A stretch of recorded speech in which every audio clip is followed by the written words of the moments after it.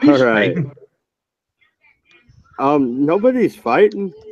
It's the stupid freaking bakery show my wife's watching. But this is Redeye number 43.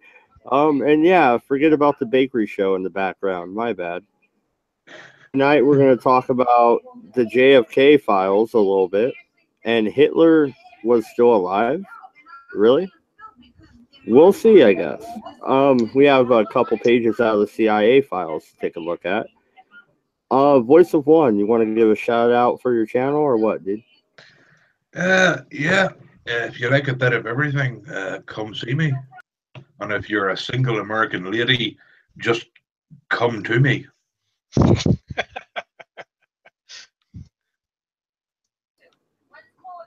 Well, then I don't think MC needs to enter any introduction. He's our local NSA agent who's spying. I'm sure he's got a big dossier ready for when I run for Senate. Fuck you, MC. But and on that matter, fuck the Astros. The 11th inning, really? Fuck you. Fuck you in the ass. We're going back to LA and we're gonna win. And you can fuck off. This is the Dodgers' year, not Houston's. Get over it. Clean up your city. You had a bad hurricane. Focus on that. Leave baseball alone. Yeah, I know. Yeah, that was bad. Pretty heartless. I don't give a fuck. Fuck them. Yeah, fuck all them fags and spandex. Yeah. Somebody save me before somebody makes a video out of this. Spandex. I mean, if you're looking for spandex, I think you'd find it in LA a lot sooner than you would in frickin' Houston, Texas. Too much hot sweatiness in Houston, Texas. That's probably one of the muggiest cities I've ever been in the United States. Yeah, well, good. I hope they fucking bake to death.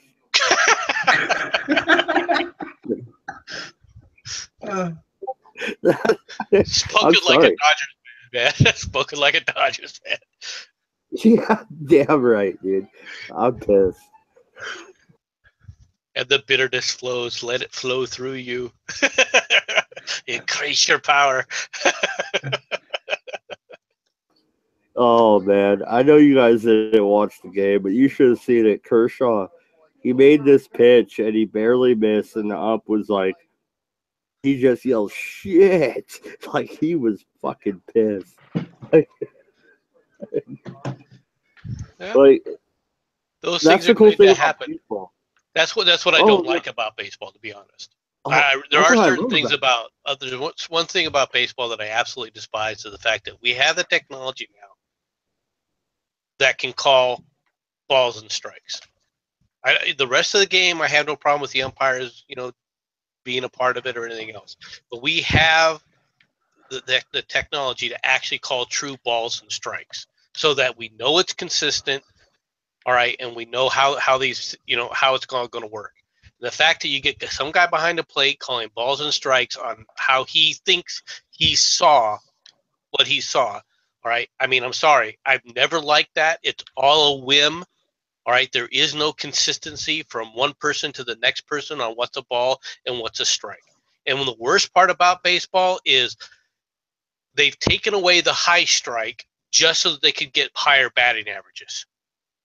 All right, and that's another part of the problem, right? Was what people call a high fastball now is automatically a ball, even if it's just above the belly button. It's ridiculous. Well, man, anyway.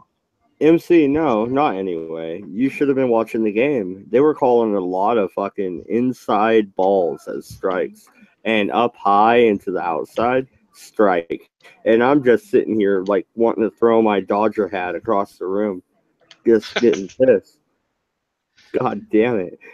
Yes, I'm also quite upset about balls. Yeah. Which balls are bothering you, boys? I don't know. Everybody seems to have a thing for balls, so.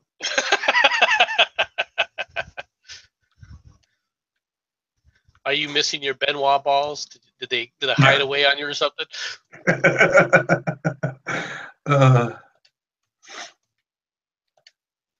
Anyway, off to your regular subject.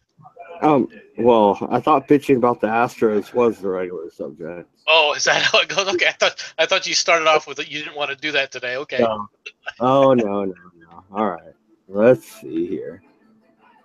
We got a picture of Adolf Hitler in the CIA JFK files, of all things. Okay, so before I even screen share and show some of these files, why the fuck are they in the JFK files? MC, could you enlighten me on that? It's probably just part of a massive data dump. When this stuff gets collected, and it gets put into, boxes and shelves, it's very easy for one document to end up inside of the wrong box, right? I mean, yes, technology has improved dramatically as far as the ability to put everything on a computer. Great, that's wonderful. All right, but originally, all these documents back in the 60s, we didn't have massive computer files. All right, so this stuff was stored literally as physical evidence. So this is probably just a form that got mixed in there. Okay, well, now that it was mixed in there, was it supposed to be? Probably not. You know what I mean? Like, we're talking about Hitler here, dude. I mean... Well, it could be. There's several reasons it could have been a part of it. It could have been part of the station that was a part of it. So that's why it was during different operations that are going on. If they're going through the same focal point for point of contact, then all those files are going to be located in the same spot. So, like I said, it's probably just ended up getting mixed in with the rest of the boxes when they stored it. Or it's a red herring. We're meant to focus on it instead of the assassination.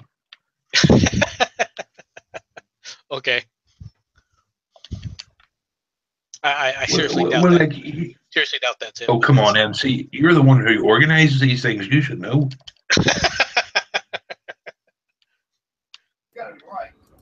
Military intelligence in the NSA are two different. And the NSA are not part of the CIA. All right, so here we are. We're looking at cia.gov/library reading room docs Hitler. You guys could see it. That is my source right there. So, all right, we're looking at CIA documents. So, this was microfilmed July 2nd, 1963. And the microfilm is down here. I'll show you that. Now, I know there's only 3 people watching, but write in the chat, like, really? Does that not look like Adolf Hitler, about 8 years older? A little bit better fed because it's not wartime anymore. I don't know why he wouldn't shave off the mustache. I saw a man streaming earlier voice, and that was a good point. But look at him. Fucking Hitler. And if you go... I don't... Go ahead. I was going to say, if you go back here, they'll tell you when the picture was taken. But, yeah, go ahead, voice. No. Finish your point, sir. All right, so the picture was taken. The code name was contacted on the 29th of September, 1955 by a trusted friend who served under his command in Europe, who is presently residing in Maracaibo. I'm guessing that's in Venezuela or Brazil or something. In Colombia. Oh, it's in Colombia. Okay. He preferred not to reveal the identity. His friend stated that during the latter part of September 1955, Colombia or Venezuela, that Adolf Hitler is still alive. He claimed to have contacted Hitler about once a month in Colombia on his trip from said place to that country as an employee of the Royal Dutch Shipping Company. That his friend took a picture with Hitler not too long ago, but did not show the photograph. He also stated that Hitler left Colombia for Argentina around January 1955. He commented that inasmuch as 10 years had passed since the end of World War II, so he'd be about 10 years older, not 8. The Allies could no longer prosecute Hitler as a criminal of war. On the 28th of September 1955, his friend obtained a photograph, which codename referred to. On the 29th of September 1955, the photo was shown for purposes of getting a reaction to the possible veracity of the fantastic story. All right, so 29th of September. Okay, it's saying that it was taken in Colombia in 1954. So it would be about 10 years after the war. MC, you don't think that looks like him 10 years after the war? No, I don't think it does. Elaborate, sir. Why not? Okay. There's an echo, sorry. If you take a look at the photographs of Hitler and what Hitler was, how bad Hitler was doing at the end of the war, all right, his face was completely drawn, all right, he had aged dramatically. If you take a look at and compare it to the photo that you're looking at there, that looks like a healthy individual. Now, Hitler himself was suffering from a variety of maladies. I know I'm butchering the pronunciation of that, but basically he had a lot of things going on, and one of which was syphilis. Okay, I don't think he had much time to survive, even if the war would have ended in Germany's favor, for crying out loud, let alone, you know, how it actually did. All right, that and the fact that getting Hitler out, okay, take a look at how tough it is to keep things secret, all right, to keep things, especially of that kind of a magnitude, quiet over long periods of time. You're talking 9 years later, all right, where this guy was traveling around and had to have been seen by various different people.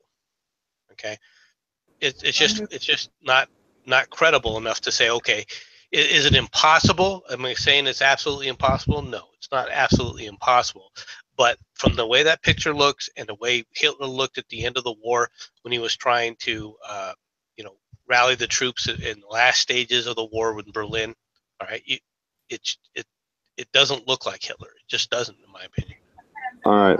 Well, my argument, MC, would be they did sneak out quite a few upper class Nazis. And why would they not try and sneak out the so-called Führer? That would be attempt number 1, in my opinion. I agree with that point, except for what upper class Nazis got out. Weren't there quite a few found in Venezuela? There were people that, when they talk about high-ranking Nazis, none of them were in the inner core. No, all the Nazis, a lot of high-ranking Nazis did get out. They got out on American planes to American laboratories. If you're talking about the von Brauns and I mean, like, if America could smuggle out a bunch of Nazi scientists, I'm sure Russia smuggled a few out. But we're talking a huge difference, though. You talk about a scientist and you say, well, he's high-ranking. In what regard? He was in charge of, for example, Werner von Braun was in charge of the V2 missile program. Okay. What else did he do from a political standpoint? What else was he involved with on a political level? Well, I don't know, but I'm sure there was, as the retreat was happening to Germany, I'm sure a few captains and so forth, decided to ditch the uniform and disappear. I don't disagree with that, but my point was that when I'm talking about high-ranking Nazis, I'm talking about the political leadership. None of the other political leadership. Well, high-ranking political leadership got out. I have something to say about that. The United States has a plan in place for if something happens to get the president out. You don't think Germany had such a plan? You don't think Britain has such a plan for Winston Churchill or the Queen? I mean, come on. They had U-boats all over the place that could evade United once States again, boats. then why didn't Dönitz escape? Why didn't Himmler escape? Why didn't Goering escape? Well, right? These why are part of were these are the inner core political leadership. None of the inner core political leadership escaped. Yes, but you would have had someone who says, right, we did this, we'll accept what happens. You'll have someone who will have stayed behind simply because, and this is going to sound bad, but because they had honor. You know, they would say, listen, we did this, we failed, we will take and accept the consequences. You know. Yeah, and I believe Hitler wouldn't have that honor. I believe he would. The only one who would have, in that leadership, that would have had that kind of honor is probably the worst person about it, and that's Goering. Goering would have been the only one who would have possibly have done something like that for the greater good. Maybe Albert Speer, right? But Goering would be the only one that you could do that. There's no way Himmler himself, all right, had that kind of intention. In fact, Himmler was caught trying to escape, all right, trying to disguise himself to get out. You got to, to get out, you basically had to be able to blend in with the crowd, all right, and in order to get away. How is Hitler going to be able to do that? Well, I'm sure there was at least one. There was at least a group of Nazis in a German toilet stall with a knife giving themselves circumcision, you know.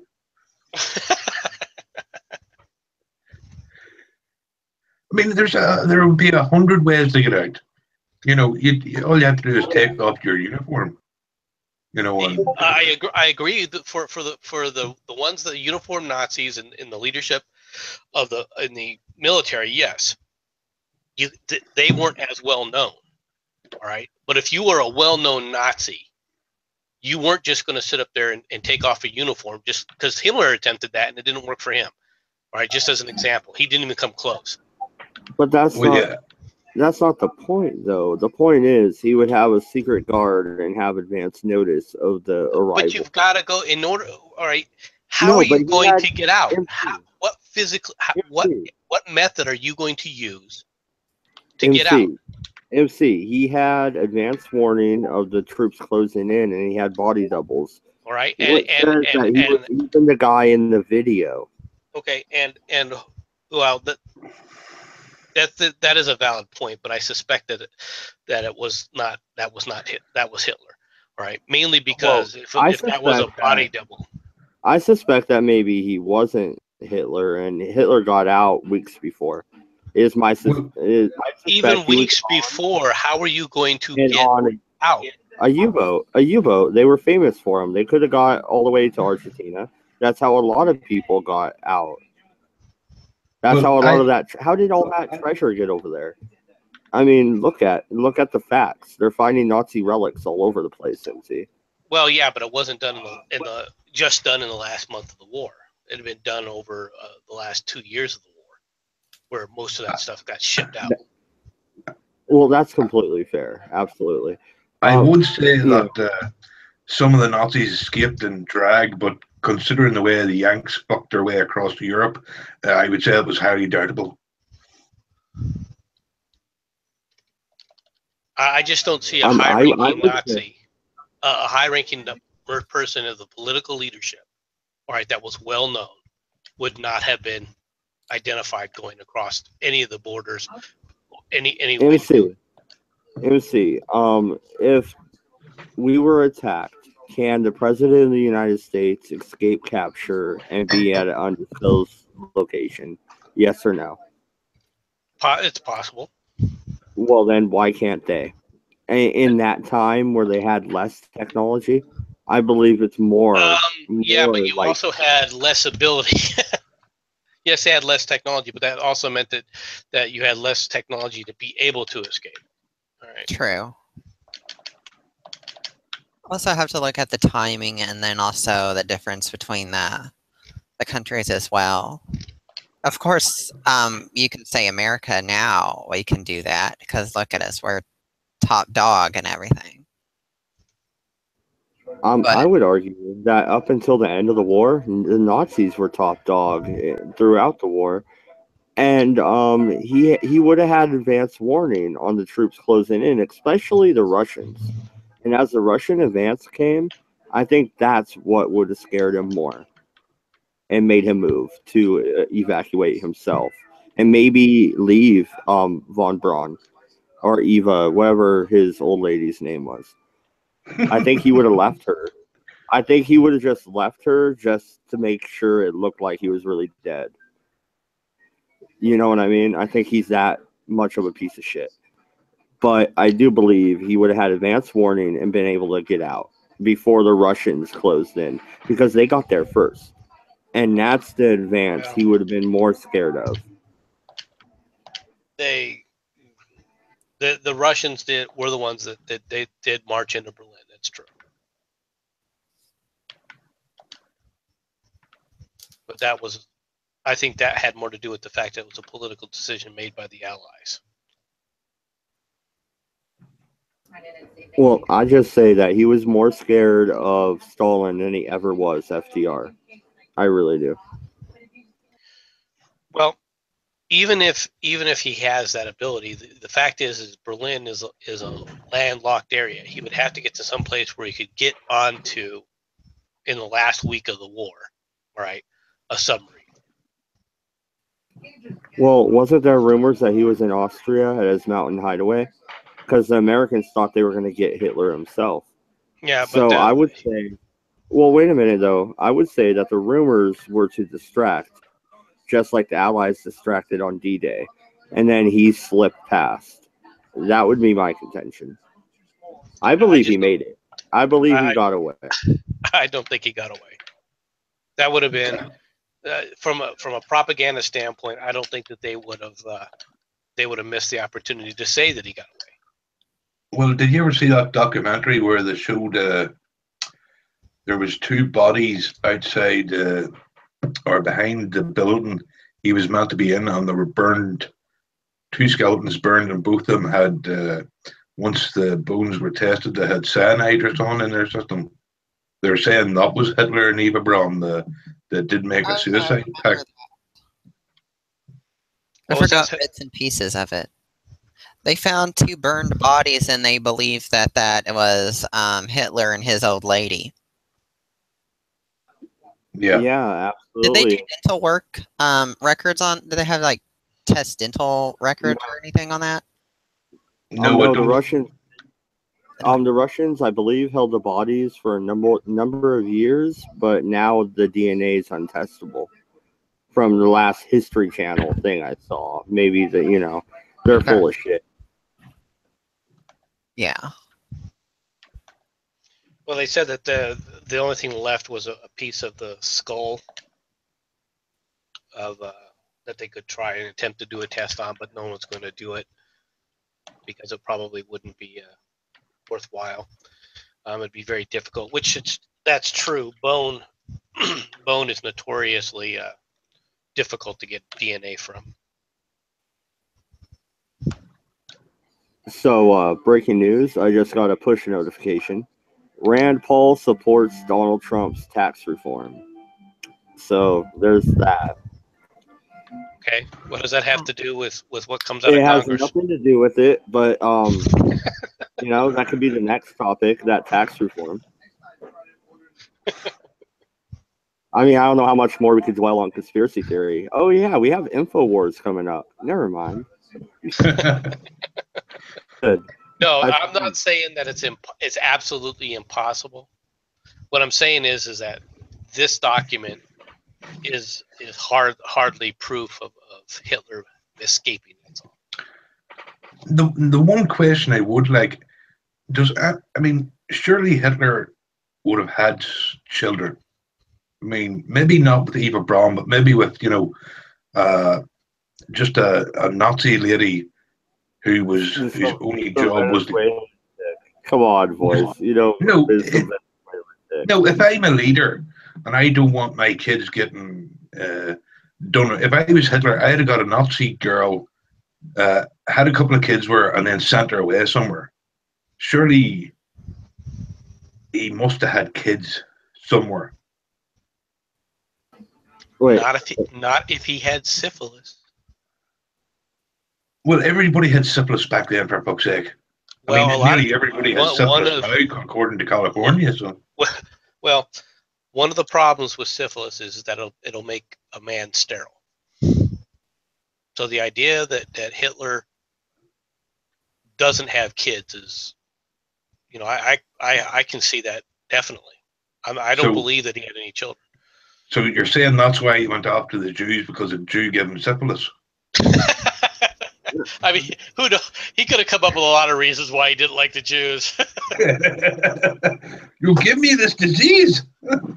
I'm sure he did blame that on them. I mean, it wouldn't surprise me in any way, shape, or form.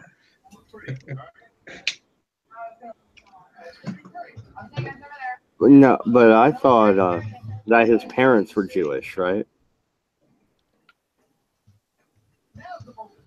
No, his parents weren't Jewish. I think. Austrian. Go ahead, Ty. From what I know, he was wasn't he from Austria? Yes, he was an Austrian. Yeah. But I think somewhere in his Austria. Well, yeah, but I think somewhere way down in his lineage there may have been some Jewish interaction, but not directly from his parents, I don't think. All right. Well, did you guys hear about so 4chan, and this time with a drone with a flamethrower attached to it? Shia LaBeouf's flag died and rejoice. I really, I didn't used to, but I feel sorry for the fella, because he should be in a fucking asylum. I mean, just encouraging him just makes it look sad, They put a flamethrower, a small little flamethrower device, onto a drone and burnt the flag down. They did, and look at this meme from InfoWars. It's fucking great. I mean, come on. The Pepes shall flow.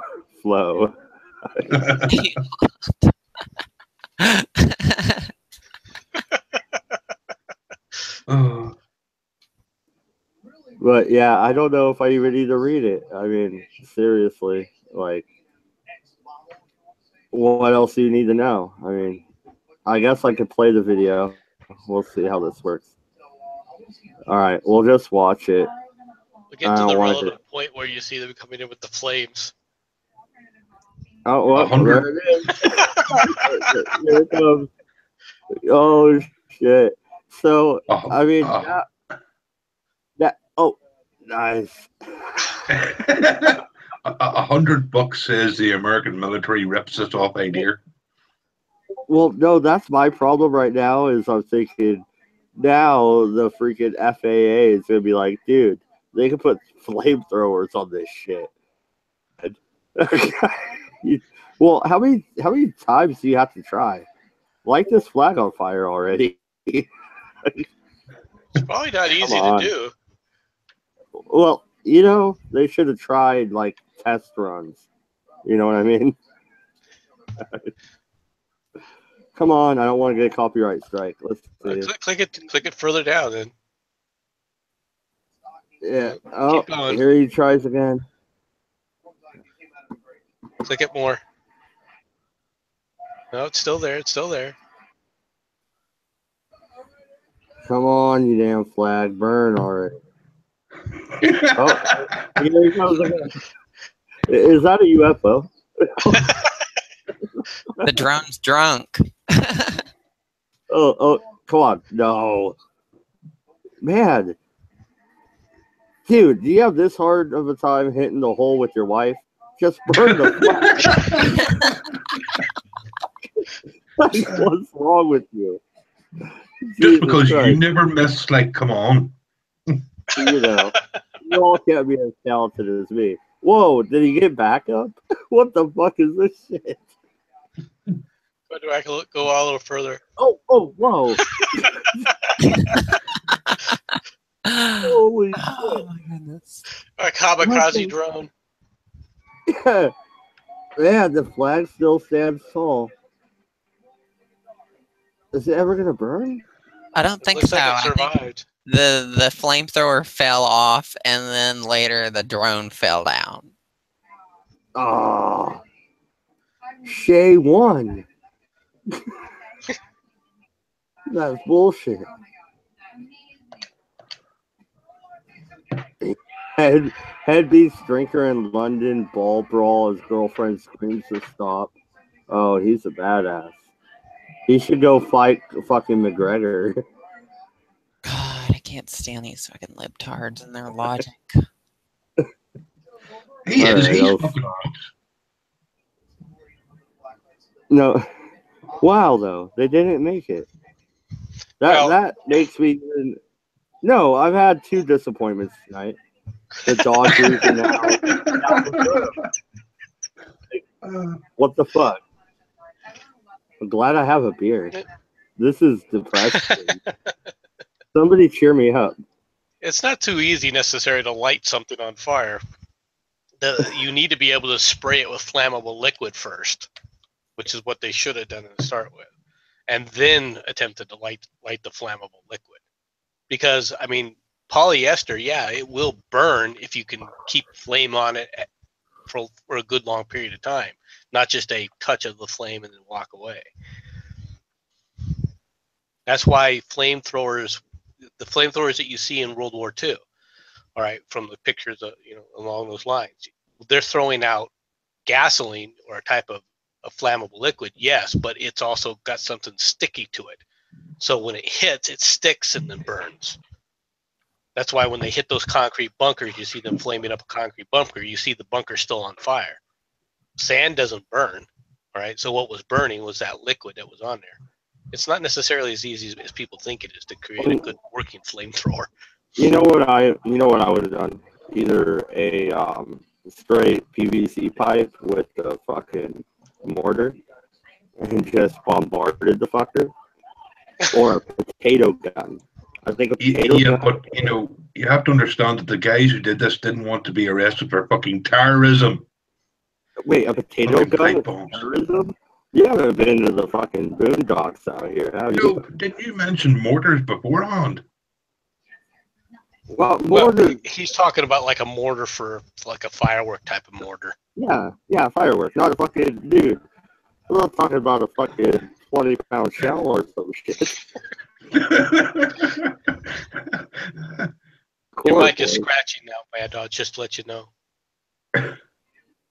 Yeah, the kind of mortars I think that you're envisioning, Boyce, are people that they it's the kind of mortars that we're used over here, Yeah, but those things were dedicated toward warfare. I don't think that they were attempting that. But yeah, to be honest, a mortar is just basically a tube that is used to launch something in the sky. All right. I mean, you go back to even our Civil War where you first start seeing those big, heavy, iron steel mortars, right? That were throwing shells. Basically, it's just a tube. You pack it gunpowder at the bottom of it. You put the shell in the top of it, and you launch it, right?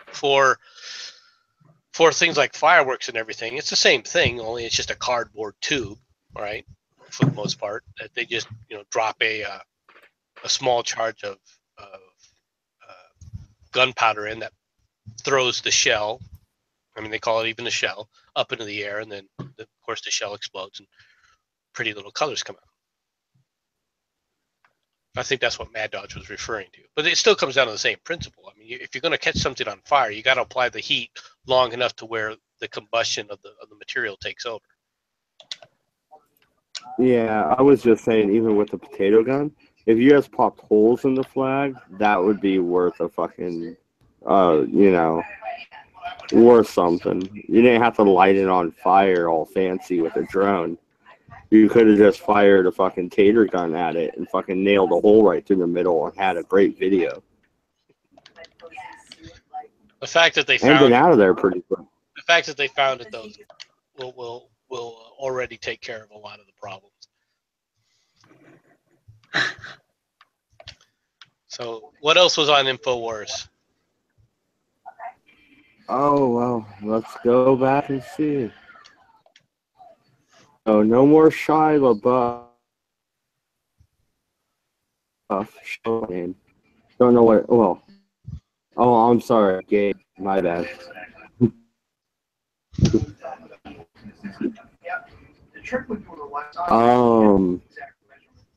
Trump confirms all JFK files are released after Flash with spy agencies. Woo. Oh, I do believe it's funny how Alex Jones is now all for the president, just living off of being against the president. Mm-hmm. I don't think you could say that he made his living being off against the president. Against Trump. I kind of think so. I think that he had a following long before then.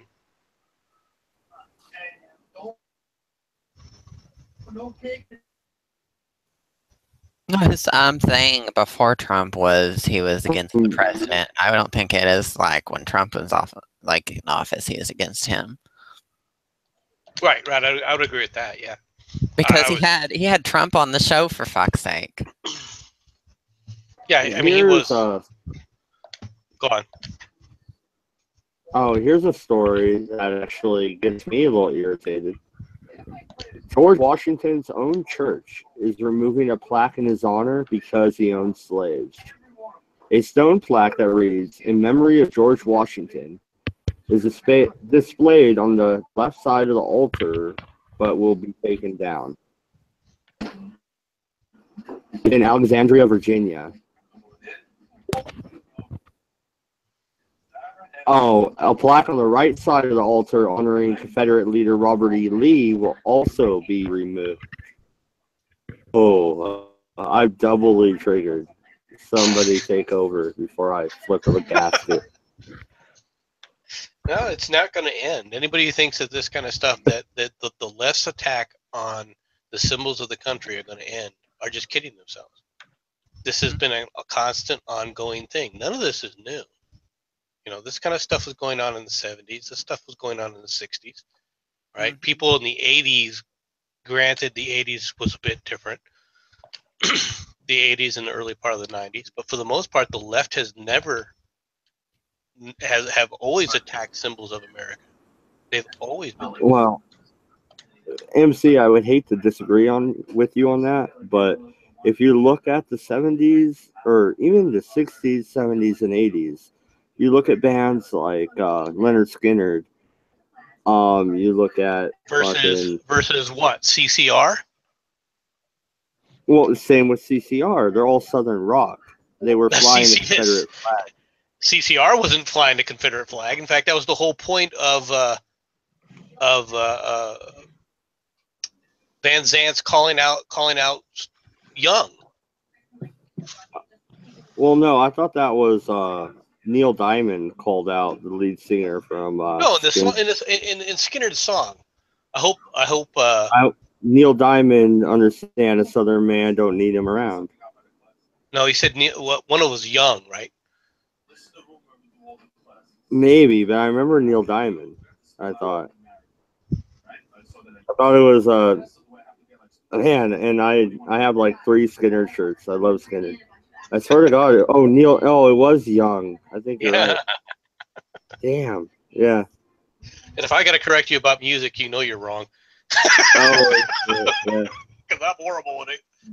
Okay, but you have bands like Skinner, Marshall Tucker Band, and all and there's so many more. Yeah, but they were more of a reaction, all right, to the 60s, 70s radicals like CCR and several of the other groups, right? There was a lot of a quote unquote resurgent Southern pride as a result of those kinds of attacks, but those attacks were incessant during the 70s. Okay, well then you have the 80s. You have Slayer.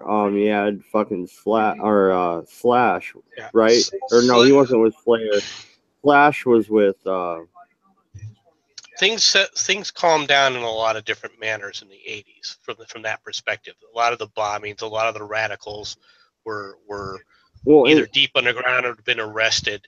All right, Slash was with Guns N' Roses, but you had other people also. But Guns N' Roses put out Civil War, obviously kind of pro-South if you listen to it. It's one of my favorite songs, and it's, you know, we don't need your Civil War, just leave us alone. That's, in my interpretation, that's pretty much what the South was saying. So I like that song. And you had other people with their Warlock guitars with the Confederate flag emboldened on it. You had, you know, the Duke brothers, you know, jumping ditches and running from the cops. There really wasn't this backlash against Southern culture no. now. No, but see, the thing is they the leftists quieted down quite a bit in the 80s. A lot of it was because these leftists had to finally get jobs and started working, and they were becoming yuppies at the time. So the radicalism, the constant radicalism that was going on college campuses died down to a large extent. It wasn't nearly what it was back in the 70s and the 80s. All right, people had gotten tired of it. There was a huge shift that, if you want to look at it from a cultural standpoint, in my opinion, starts with one main movie, and it's a movie that's a lot of people don't realize the shift that happened as a result, and that was Star Wars. Up until there was always there was a cultural shift that had happened where the movies that were coming out of Hollywood were the French Connection, 3 Days of the Condor, things like that. Yes, you also had the James Bond films, which were fairly popular coming out in that time frame as well. All right, but the old idea that you had a struggle between good and evil, all right, where you had really people that you could readily identify as good and a group of people you could readily identify as bad, for a long time, for a good 10, 15-year period, wasn't being coming out of Hollywood. When Star Wars came out, all of a sudden you have, once again, movies that aren't tarred with gray everywhere, where everyone is either good or bad. You know, there's no real good, there's no real bad. All right, that the good guys are really bad guys and the bad guys are really good guys. All right, after that you start seeing things like Hamburger Hill. You start seeing movies, once again, A Pale Rider coming out. All right, and a shift change where people wanted to go see these movies rather than these quote unquote deep thought movies. All right, that had been dominating Hollywood during that time frame. All right, so you really have a lull period, and you also got to remember something else. What else happens in that time frame is you end up having the fall of the Berlin Wall. All right, all this is starting to take place. You have the left in retreat. Well, in the late 90s, you end up seeing the resurgence of the left. Okay, especially where they had found their new home, which was in the environmental movement. Okay, they sit up there and invaded the environmental movement, and that's where they pushed the leftist agenda from the left. And this is even talked about in various history books. Right, so once again, the left is back doing what it always has been. The fact that it was quiet during the 80s and early 90s was more to do with the fact that they had lost ground and they needed to resurge again, not that they had changed in any way, shape, or form. Well, that's fair enough. But if you also look at the general public, there's been African Americans, white Americans, you know, all sorts of Americans that have carried the flag of Northern Virginia through many different wars, not only the Civil War. I've seen pictures of them in the Vietnam War, white and black. I've seen them in Korea. I've seen Iraq, Afghanistan. I mean, this hatred on a certain flag, when the military doesn't share it and the general public, for most of the part, doesn't really care or they like it, see how this could really help move forward the left's agenda. Why focus on a flag? Why not focus on the fact that what's the whole NFL thing about?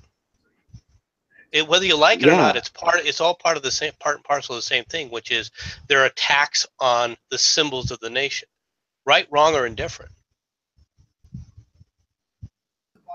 No, and that's a good point. And I was talking to my wife. I was not tonight, but last night when we were watching the World Series. They spread out a gigantic American flag. It was fucking huge. And I was like, wow. And look, and even my son, he's only 12 years old. He's like, oh, yeah, they're not kneeling, Dad. I'm like, no, they're not. They all have their hats over their heart. Everybody in the stands are standing. It's all respectful, and that's baseball. And that's why baseball jumped from 3rd to 1 this year in actual watching, viewership and revenue, I believe. And that's because I think football's lost its way.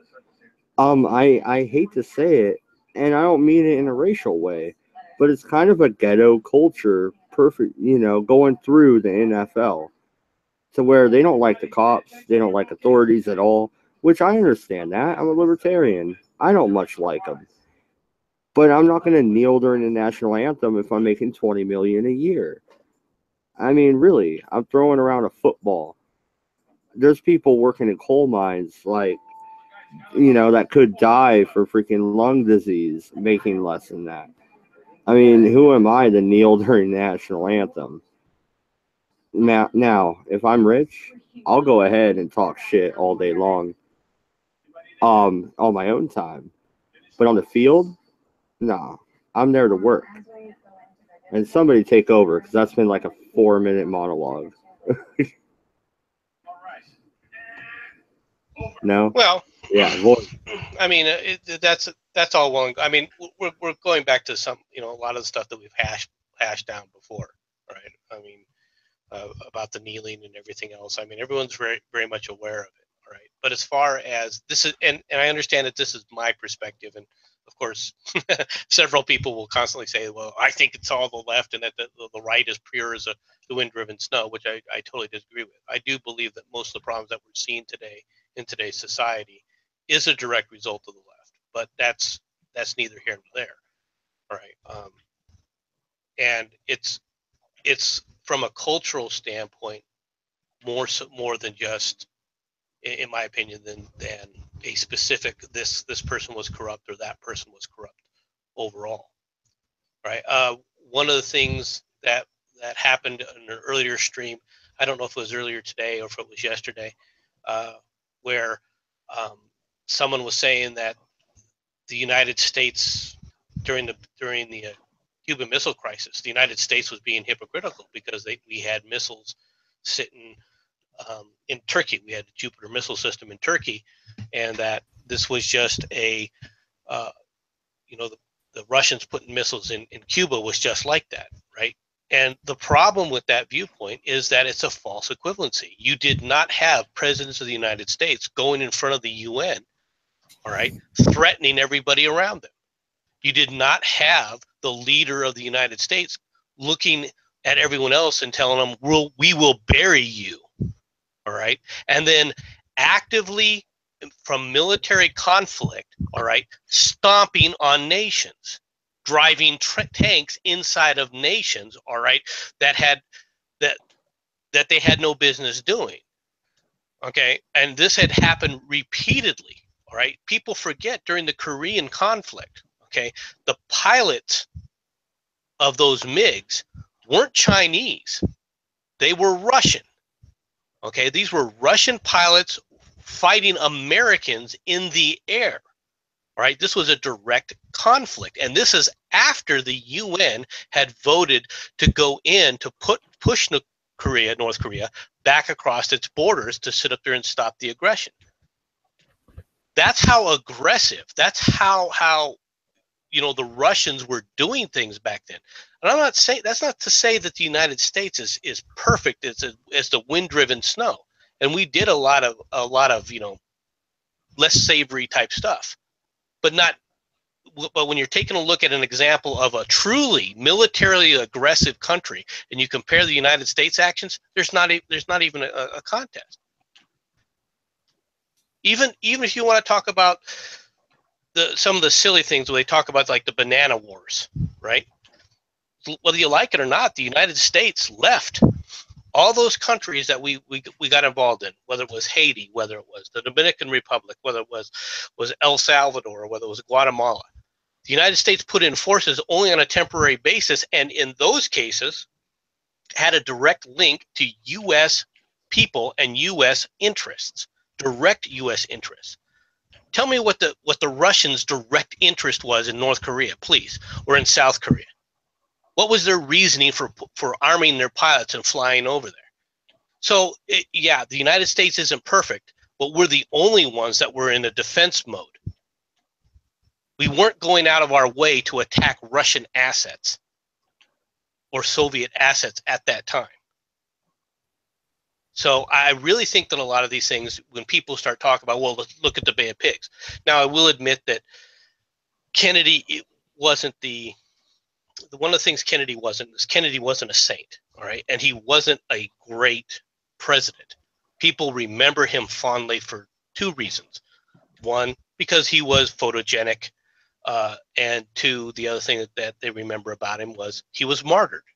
And as a result, he got a lot of a positive press. But the reality was, as a president, he really wasn't that great. He did a good job handling the Cuban Missile Crisis. That's true. Well, MC, I would also say 3, coming from the family I grew up in, he was Catholic. And I was raised Catholic. My family's been Catholic for generations. Okay, what does that have to do with him being president? Well, it does. It did have to do a lot with how the election was ran. They were nailing him on that, and he defended his faith and so on. Okay, but I mean, when he was I understand that from a local perspective, I'm just talking about his presidency and the fact that he was martyred. I don't think the fact that he was a Catholic has any relevance to it. I don't necessarily know if he was martyred.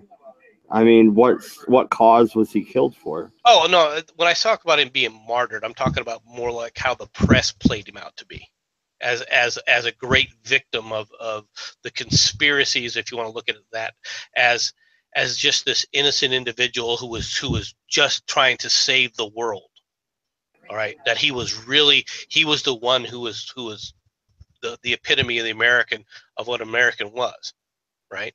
And they forget about the whole fiasco of the Bay of Pigs, which was entirely his fault. Yeah. Well, I can't defend him on that. He almost brought us to war. We were like seconds away, really. So. Well, no, the Bay of Pigs, if he'd have done what he should have done in the Bay of Pigs, once he ordered them to go, he should have backed it up. There wouldn't have been a Cuban Missile Crisis. Castro would have been ousted.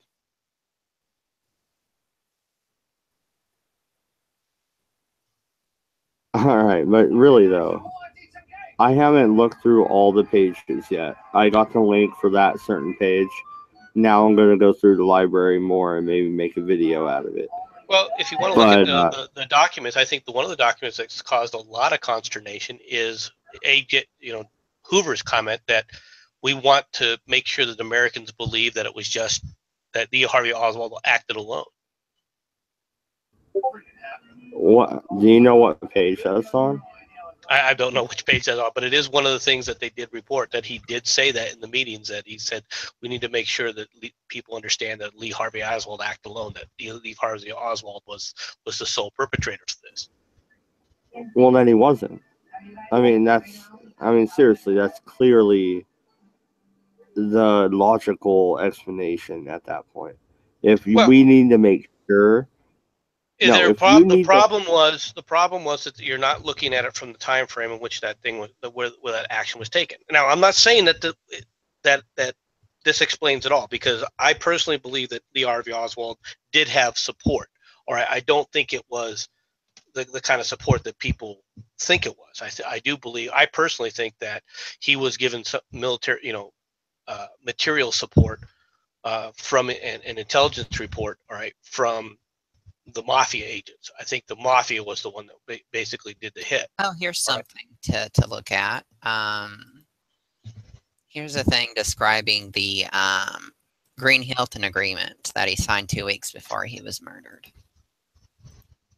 Put it up. Do you have it on the thing? It's in the side thing. The group chat.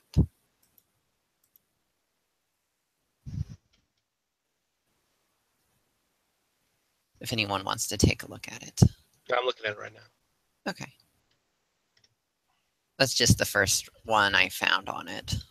Yeah, but unfortunately, this is more just coincidental stuff, really. I mean, obviously, it's something that's there.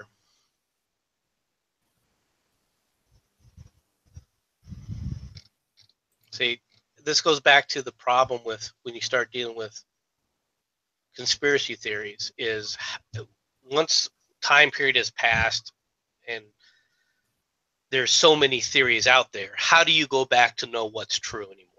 Because there's all sorts of circumstantial evidence. Unless somebody has hard evidence, it's impossible to know which way to travel it on, which way to go down to look at it. So, I mean, for one thing, when it comes to like the Kennedy assassination, for example, right? I personally think that Lee Harvey Oswald was the person who killed him. I do believe that he was the only shooter. All right. That doesn't mean. Go ahead. I don't.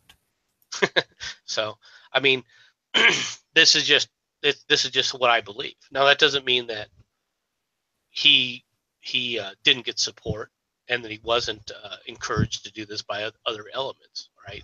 Which is also part of the conspiracy. I just don't think that there was a second shooter.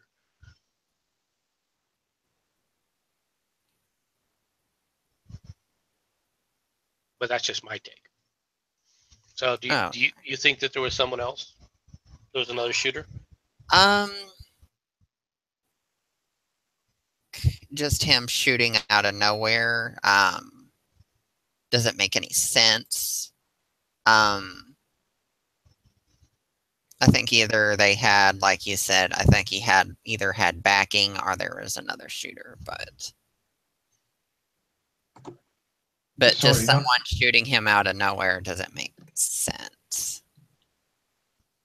Sorry, not to interrupt. Simone, which way is the correct way to say your name? Sayomi. Sayomi. Mm-hmm. Right. But could you clarify, MC, why you think the mob was involved? I think that the mob was involved simply because the one thing that JFK was doing is he had allowed his brother massive leeway as the district attorney of the United States. And he was doing things that were frankly illegal. Right, he was illegally wiretapping mob assets, and he was a major threat to the mob. They were being arrested left and right, from a major crackdown, right, and it was coming out of his justice.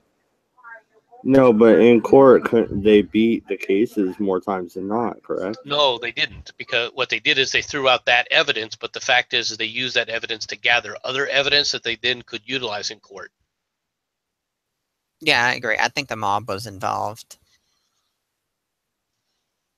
Yes, but why go after the president? Why not just go after the brother who was doing the wiretapping? Well, voice, come on. They did a couple years later. Did he not die in a plane crash? No, no. Robert Kennedy was killed in a kitchen in a hotel in California by Sirhan Sirhan. Well, then, yeah, he was about to win. He was going to be the next Democratic nominee for president, right? Or no? Or was it the actual presidential race? I thought it was the primary. No, it was in the primaries. It wasn't. He wasn't. Yeah. Okay. So I'm right. Yeah, he was about to be the Democratic nominee, and he probably would have won. Who was he going to run against? Wallace. As far as for the Democrats, was it Wallace or was it no, Humphreys? I think it was Humphrey, wasn't it? Oh, I was talking about the Republicans if he won the primary. Oh, no, that was against Nixon. Oh, Nixon, okay. Really? Oh, that's right. Okay. What if that had been something? JFK beat him, and then Bobby probably would have beat him? He would have been pissed. I don't think Bobby would have beat him. I really think Bobby could have beat him. I don't. People were. You got to remember what Bobby would have been looked upon during that.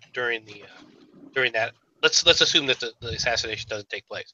yes, Bobby had a lot of personal magnetism and a lot of support, especially from the state that he really needed, which was California, right? California at this point in time is not as powerful as it is today in presidential politics, but it's still a major, gemstone. All right. And he had gained a lot of support. Okay. However, the problem was the way the Vietnam War was being portrayed.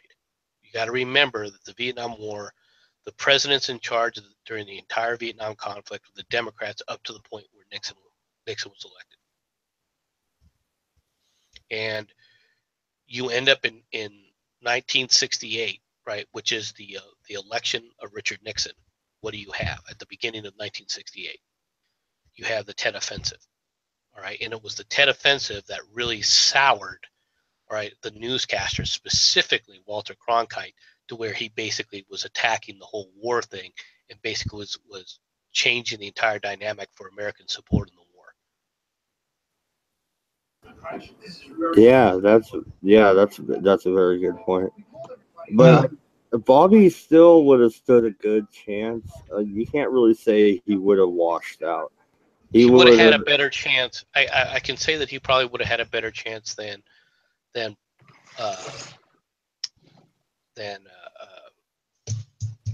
Hubert Humphreys. I think it was Hubert Humphreys that was running against. I'm trying to think that's correct. It might have been Jordan, but I think it was Hubert Humphreys. But that doesn't. It was definitely not a shoe-in. And you also got to remember that Kennedy was the one who brought in the whiz kids. Kennedy was the one who had brought in McNamara. Okay, McNamara didn't come out just during the Johnson administration. Johnson had kept McNamara on as the Secretary of Defense.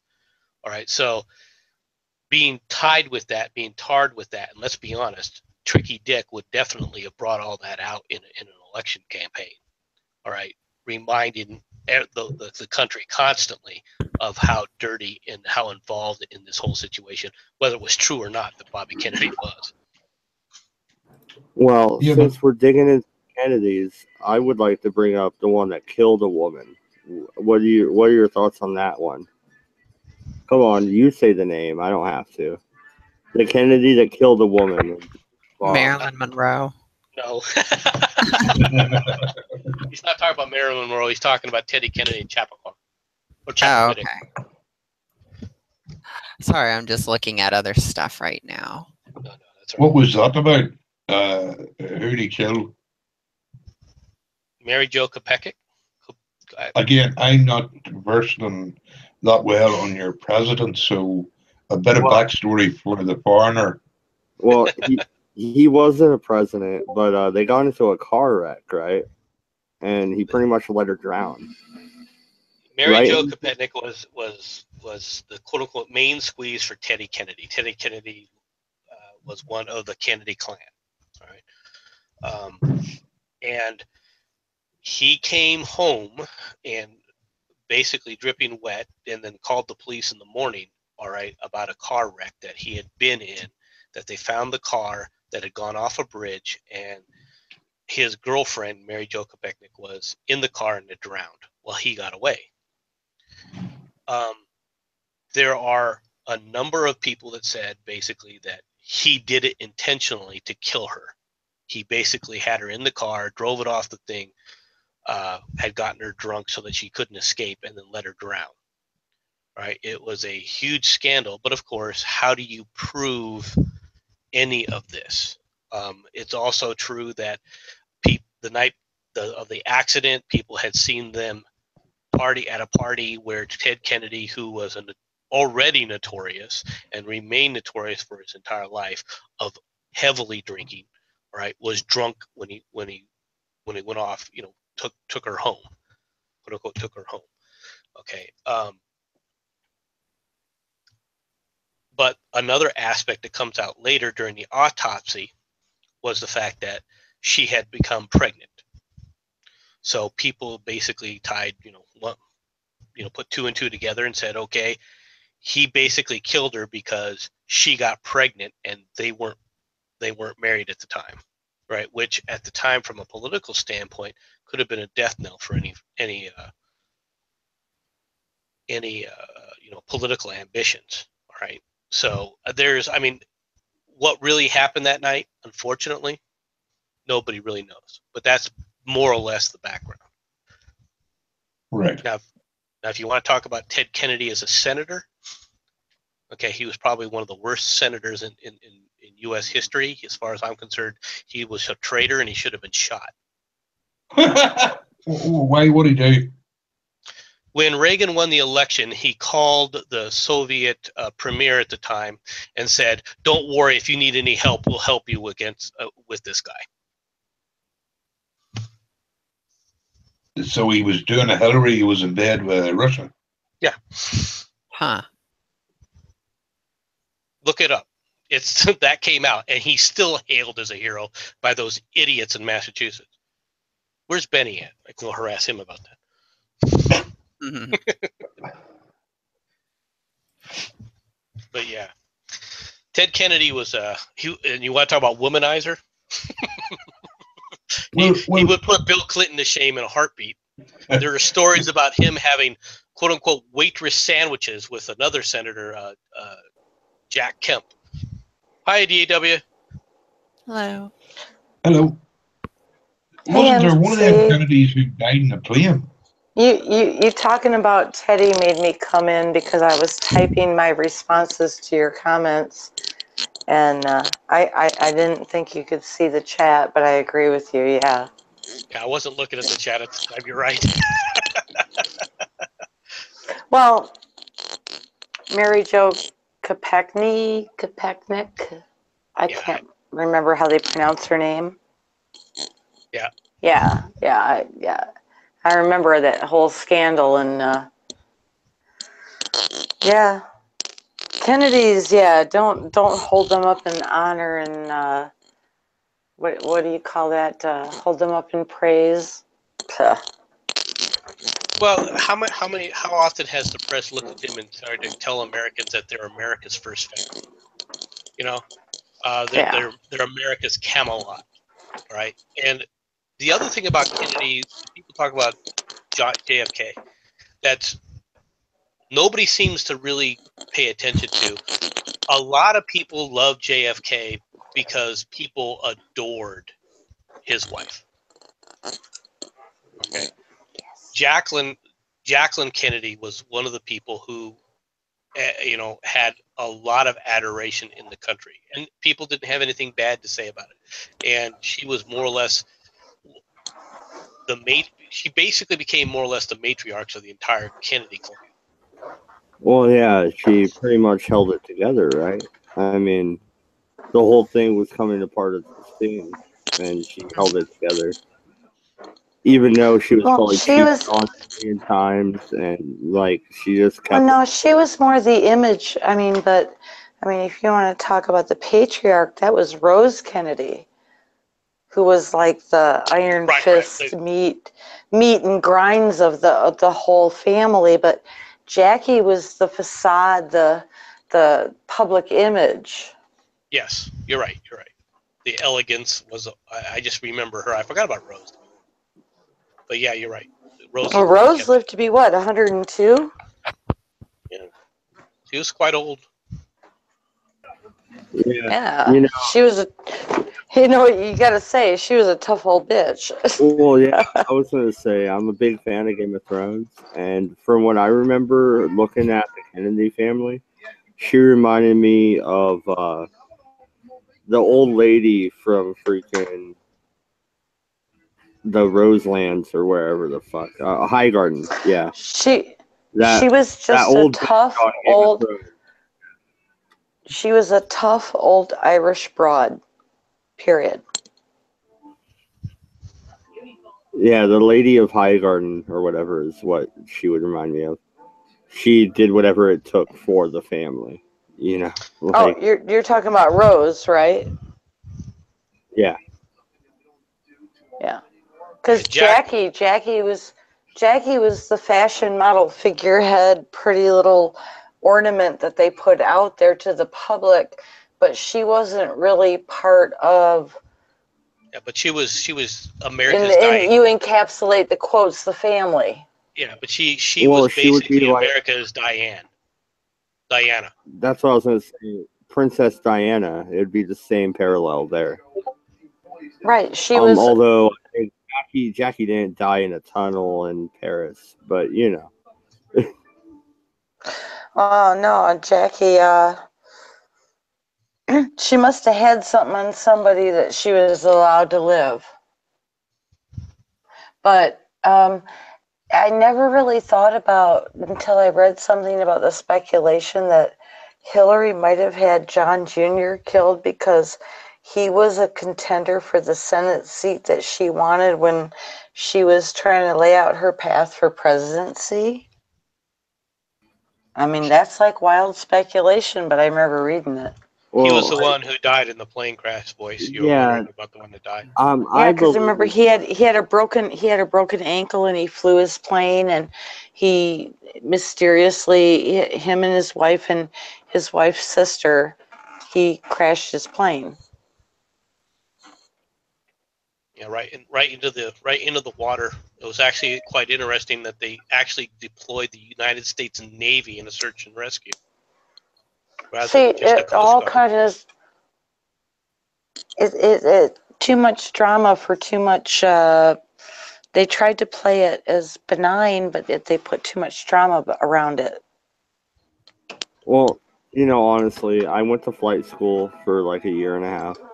I did not graduate. I do not have my pilot's license yet. But it is easy to get lost up there, especially if you're tired. From what I heard, he was partying the night before or something. And, you know, he was sober, but he was tired, maybe a little hungover. But he was also wasn't rated for instrument ratings, and there was cloud cover, and it was easy to get. There's a lot of things about it. Right, because he was only trained in visual flight, not what do they call that? Where you have to read the gauges. Instrument rating. Yeah, no. Yeah, where you're flying blind. You're flying blind, basically. You're just flying by the gauges, not by your sight. Yeah, and I went to flight school. I literally did. And here at the Eugene Airport, where the flight school I went to was located, we have rain, we have fog, we have everything. So it's one of the best places to actually train. And yeah, you can get your sight lost in all sorts of conditions. And flying isn't like driving a car. So if you're all hungover and shit, you know, because you live a playboy lifestyle, which I'm sure a Kennedy does, then you're going to get in trouble here or there. And when you get in trouble in the air, that's your life. Well, like I've experienced similar things, like when you're on the water and there's fog and the weather conditions, it's easy to get yourself flipped around. If that's the term I want to use, you know what I mean? So I can understand, like, I've never flown, but I can understand, like, with a pilot, unless you can read the gauges and you're solely relying on your flight senses, your visual senses, then yeah, you can get flipped around and easily dump yourself. Well, the one thing that I think instrument rating forces the trainees to do is it forces them to trust the gauges, not their senses. It forces them to focus on, look, trust the gauges. Don't believe that you know what's going on around you. Trust the gauges. And this was, believe it or not, this comes from experience even in the Vietnam War. During the Vietnam War was when we first developed and utilized terrain following radar, where they would have the jets go in low under the radar, right? That would basically, follow the map of the Earth, right? And what was happening is a number of pilots had gotten killed, and they did an investigation. And what was happening is that everything was working. It's just that the pilots, they were coming upon a route and toward a mountain that they had seen like 3 times, and they were wondering, well, is the box working? Is the box working? Is the box working? And then they would go, I don't think it's working this time, and they would grab the stick, which would disengage it. But during the time that it took to disengage the computer basic control and hand control directly back to the pilot, was a a few moments or two, and that was just enough time to where the pilots couldn't clear the mountain anymore. Okay, and this is a training issue. You have to trust your equipment in those kind of situations, and it's the same thing that would apply to obviously what happened with Kennedy.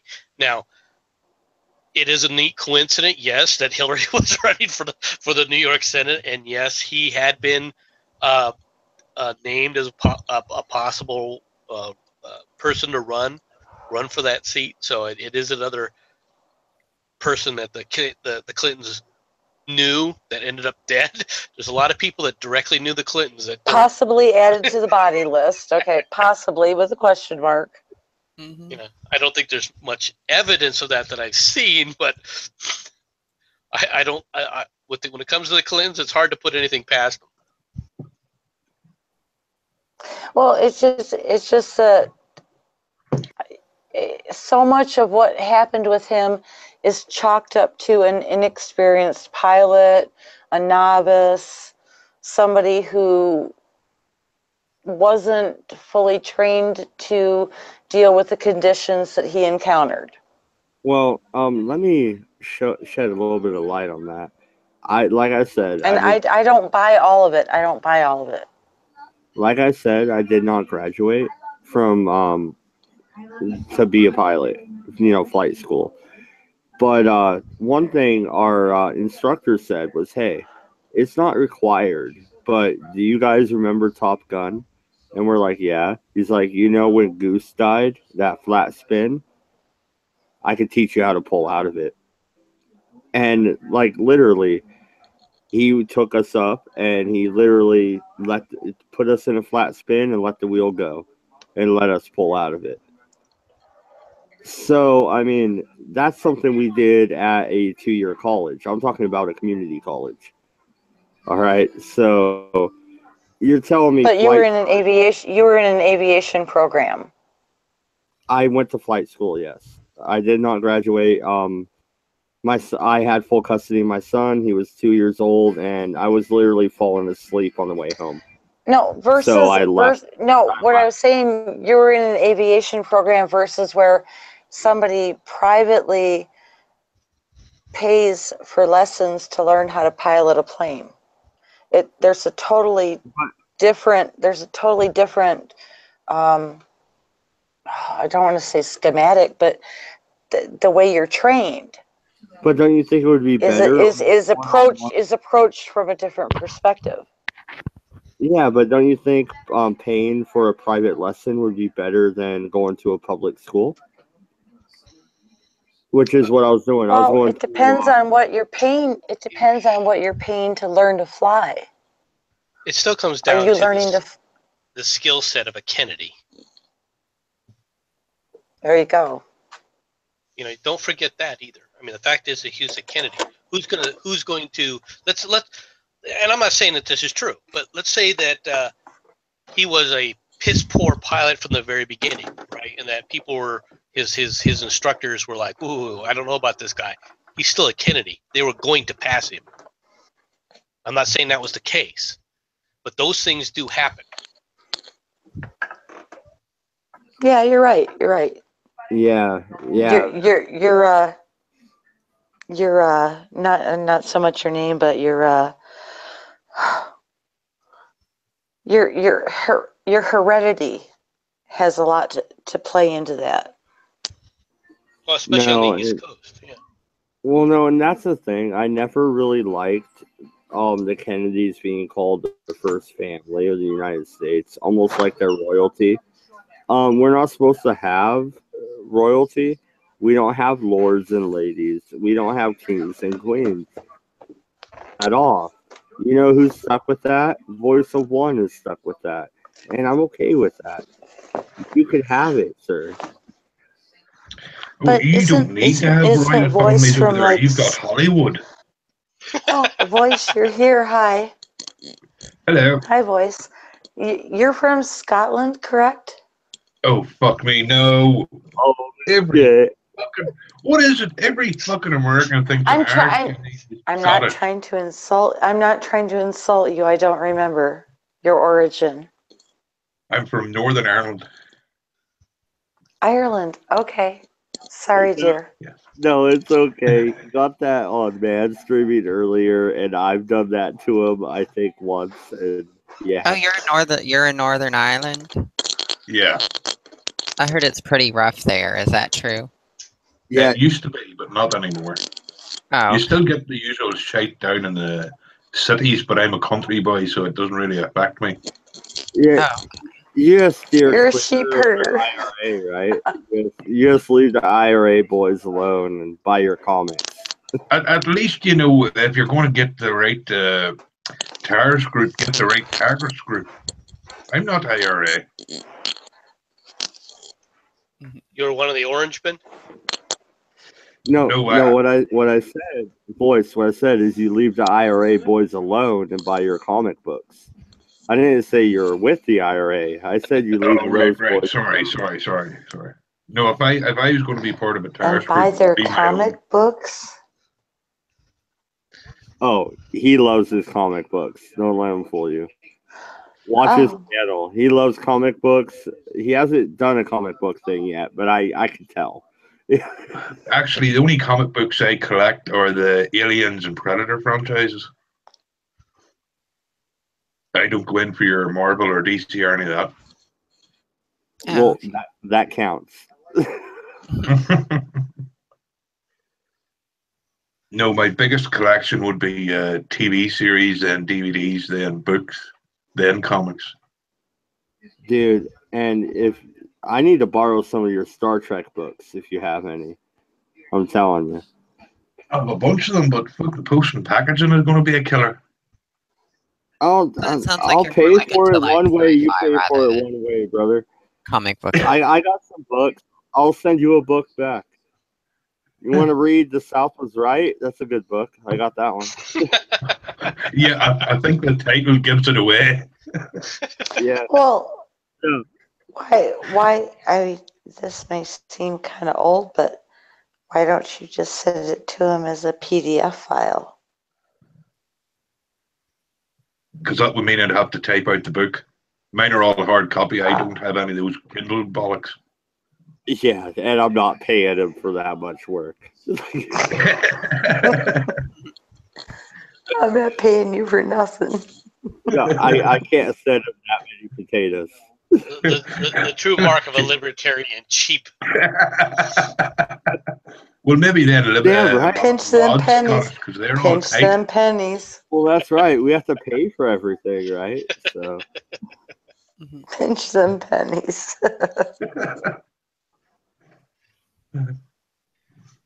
Oh man, you know, and I would like to rant about something for just a second. You know what really irritated me was when libertarians got pushed over to the alt-right. I'm like, really? I'm as bad as Richard Spencer now because I want to leave you alone. That really makes sense to me, you fucking asshats. Like, seriously, I don't care if this gets demonetized. Fuck you, Steve Shives. Fuck you, all you fucking SJW bitches.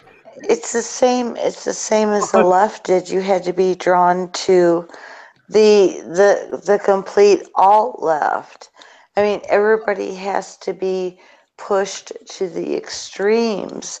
You can't be in the middle with a common sense perspective. Everybody has to take a how do I say it? An extreme position.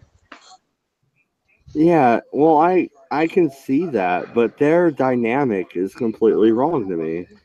Like, they don't know Mao from fucking Stalin. They don't know. It's not everybody's dynamic, but the problem is that whether you like it or not, within the leadership of the country, all right, the leadership as it currently stands, okay, that's where you're at.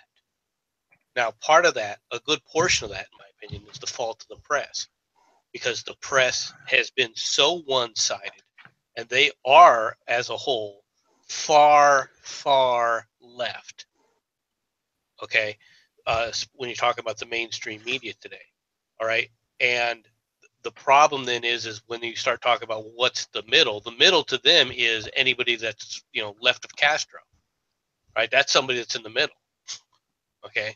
And that's where they all think that they are. They just watch how they act on issues like gun control. Within the United States today, gun control is not a winning argument. You will not win elections with gun control except in the highly populated areas, such as in the cities of Chicago, the cities of New York, etc.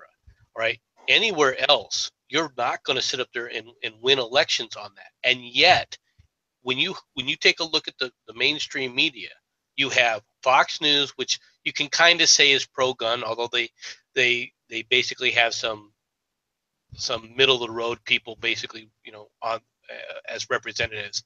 And then you have MSNBC, CBS, ABC, all right, CNN. All of them are as far left as you absolutely can get, in that they want to absolutely ban guns. Mm-hmm. There is no middle of the road. So with when you talk them, it's you're with them or you're against them. Right. So when you talk about quote unquote, common sense gun control or common sense legislation, right? You're never going to get a legitimate display of what the arguments are, because one side has absolutely no intention of ever showing that. They're not interested in a debate. They're interested in pushing their viewpoint. Well then, MC, when exactly does it boil down to the point where you say enough is enough?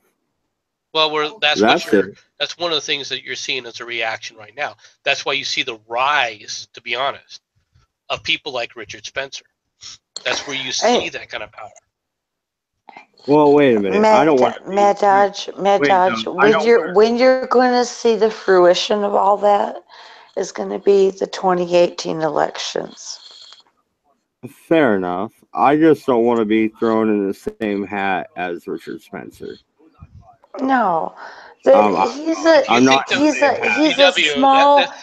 a small little following, but he's being propped up, promoted, and incentivized by those that want to use him as he's a tool. He's not really an effective leader, and he doesn't really have a formidable following. Well, no, and I don't march down the road with tiki torches. But what I'm saying is he's being hyped up as being some great leader, but he really doesn't have that great amount of people that follow his philosophy, his thinking, his mindset. It's a very small sect of the population. Well, no, absolutely. And I'm just saying, I will speak from my small pulpit. I'm up to 175 subs, so, I got 175 people that I might reach. And I will say that I believe in freedom. And I believe and when it comes to freedom, that means freedom to choose what you put in your body, freedom to choose your political stance, freedom to speak it, freedom to shout it from the rooftop. I don't care if you believe that Miss Muffet should run for fucking president in 2020. I don't give a fuck. She sat on her tuffet eating her curds away. Vote for her 2020, okay? I mean, come on. I don't give a shit. I get to speak too. And just because I speak my freedom of speech, and I might own a Confederate flag or 3, doesn't mean I'm racist. Because I'm not. No, but I'm not.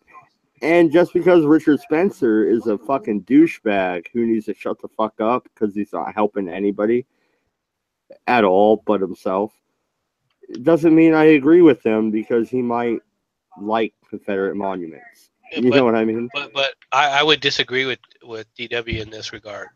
And that is, yes, the 2018 elections will come up and you will see I think a shift. All right.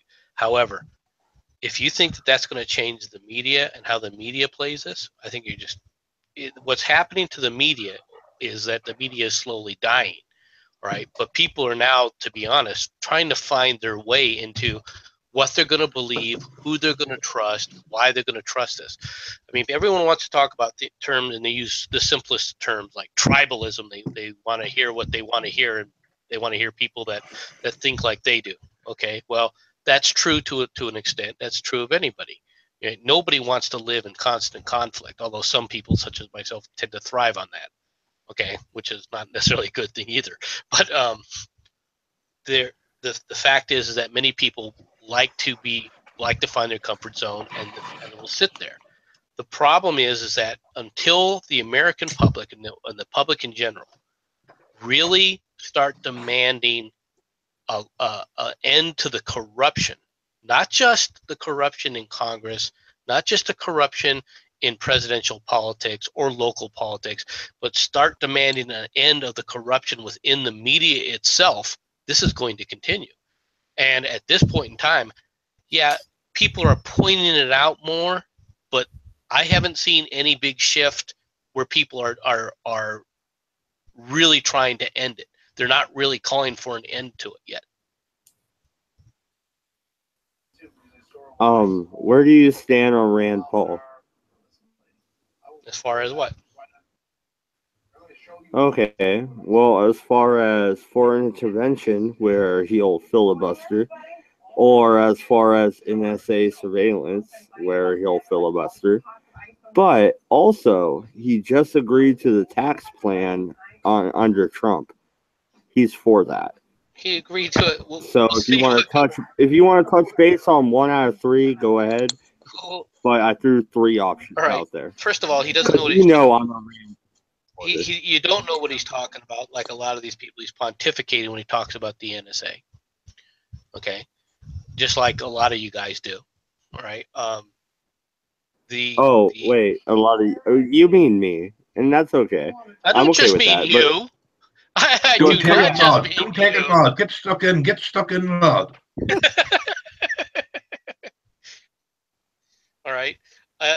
You guys use the NSA when you have no real understanding of what the NSA is. All right, but that's not my point. My point is that he's using it like a bloody flag because it's out there in the media. All right. The solution to what's going on is not what he's proposing. The solution is to go back to the rules the way they were, all right, and then make sure those rules stick. But I have yet to hear him propose that. All right. Yes, he brings up the NSA. He brings up the problems within the intel agencies. All right. But the reality is that the media has done a shit job explaining where some of the weaknesses are as a result of our freedoms within the intel community. You know what his solution is? Okay, it's pretty simple. Get a warrant. Okay, and what does that have to do with anything? You talk about the NSA. What? I'm dead serious about that. No, you're gonna eavesdrop on me. Get a warrant. You're gonna look at my emails. Get a warrant. I think that has a lot to do with. First of all, if you really want to go back to start talking about emails and some of this electronic stuff, right? Why would they need a warrant when you're handing the government that data? I didn't hand the NSA shit. You sent an email. But wait, time out. Yes, you did. Every time you consent to anything online, you give them permission. No, how dare you comfortably give up your privacy for security? No, you didn't. You consented. You consented to it willingly. So if you threaten, hold on. So if you threaten the president on a postcard that you say, I'm going to go kill the president, and you put it on a postcard and you mail it, you expect that the post office has no right to report that and send that in. Mail that postcard to your cousin, or did you marry it? Did you mail it to Donald Trump? No. You sent that postcard to your cousin. Well, then they have nothing to do with it until you show up ready to do something. No, they can sit up there. They can no. They can come in and arrest you. No, they can't. Yes, they Did can. They arrest Madonna? Yes. No, Madonna. No, fuck you. No, fuck you. Madonna stood on a stage in front of the world and said she wanted to blow up the White House. Is she in jail? Oh, sweetheart, it's called the Patriot Act. It's called the Patriot Act. No, but Jim Bob mails his cousin and goes, I this is fucking long hate before. Hold on. No, this is long before. This has been established long back in the 50s. All right, about postcards and whether or not the postcards could be read by the government without a warrant. Well, the postcards are open. Yes, so's your email unless you encrypt they're not. No, they're not. Postcards are open. Emails are not. Postcard open. It's like this. No, postcards are not. Postcards are not. Everything of your information online, dear, is public. No, but to the government, it's their public fodder. Communication with Jim Bob. It's not a private communication. You are handing open data unless you encrypt it. You are handing open data to a government agency for distribution, just like the mail service. No, the Fourth Amendment applies, sir. It doesn't matter what the Fourth Amendment is in this case. Sorry. The Fourth Amendment does not apply. It isn't personal. When you hand something to somebody else, it's no longer in your control. No, wait a minute. Wait a goddamn minute. See. What MC's trying to tell you is that the Patriot Act enabled all of that he's telling you they can do. The Patriot Act. So in other words, you have to get rid of that. Well, the Patriot Act needs to be repealed. Yes. But I need to. Okay, now seriously though. Okay. Deep breath. I'm calm. All right, now.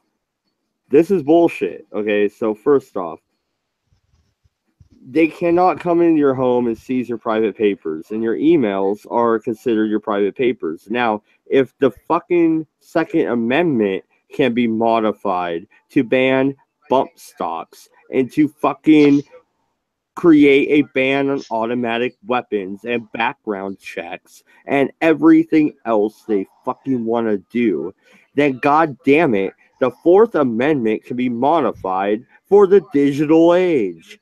What about your living document, leftists? You fucking pieces of shit.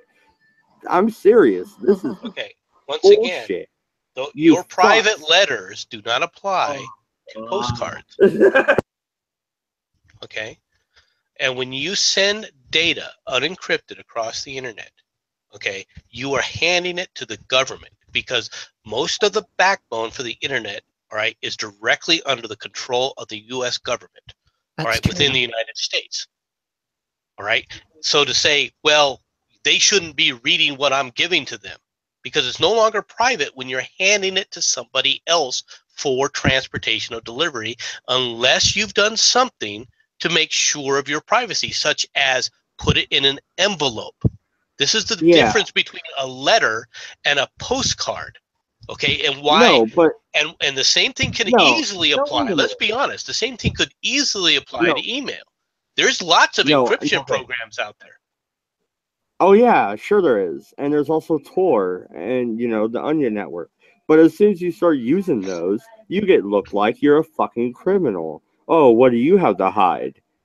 I did not make that. I did not make that viewpoint though. That is another viewpoint that people. That's other people's opinions.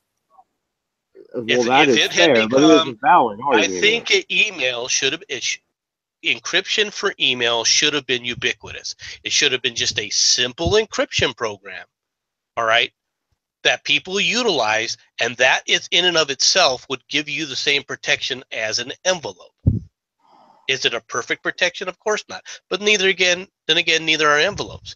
But that would be a way for you to say, look, this is private communication. Otherwise, you would have a bad time saying it's private when you're putting it in the public sphere without any encryption whatsoever. And it could be something go ahead. No, wait a minute, dude. Okay. So you say emails in the public sphere. So, can I have your email password? Can I go read your private communications with your wife? Is that okay? Hook it up, dude. Put it in the side chat. No. Whether you can do it? Well, no. Wait a minute. No, I'm not handing it to you. Sphere. I'm not handing it to you. But it's in the public sphere. It but is. It's in the public sphere. It is. It's for everybody. It's just because. I would love to see it. I would love to see your private emails, dog. You can ask for them, and I can tell you no. Well, then why can't I tell the government no? Because you're handing it to the government. No, I'm not. I'm handing it to Google. Google is not a government. Yes, you are. All right. Google is not. No, Google is a private company. It doesn't matter. Even when they have taken our monetization. You understand that Google doesn't exist in your house. No. Okay. Yeah, Google does exist in my house. Google is my fucking monetize my videos. Google is on my browser. Google is the data. Yeah, go ahead. Not to cut you off, but and again, I'm not 100% clear on the American way of things here, but unless you have it directly sent to some government department, how do they have the right to look at that email since it's not directed to them? How does the post office have to have the right to sit up there and look at your postcard? Well, a postcard is different because a postcard isn't in an envelope. It's just exactly, and you're equivalently doing the same thing without encrypting it.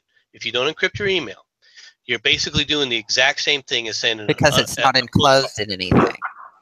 Well, but the whole thing of an email is that it's sent from one person to another.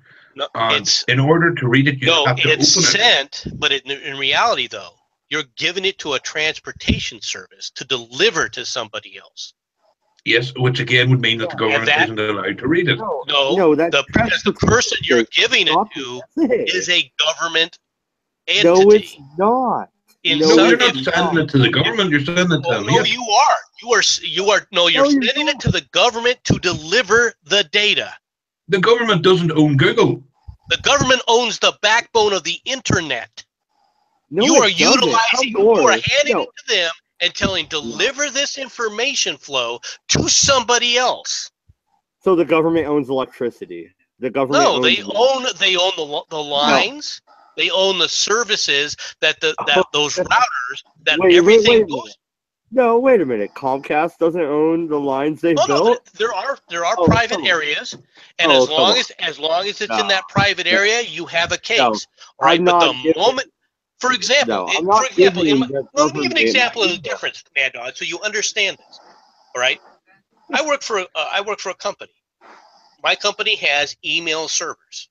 Okay, now in these email servers, when I'm at the office, all right, and I send an email, at no time does that electronic signal go outside of the company because it hits the email servers in the company and goes right back to where it goes.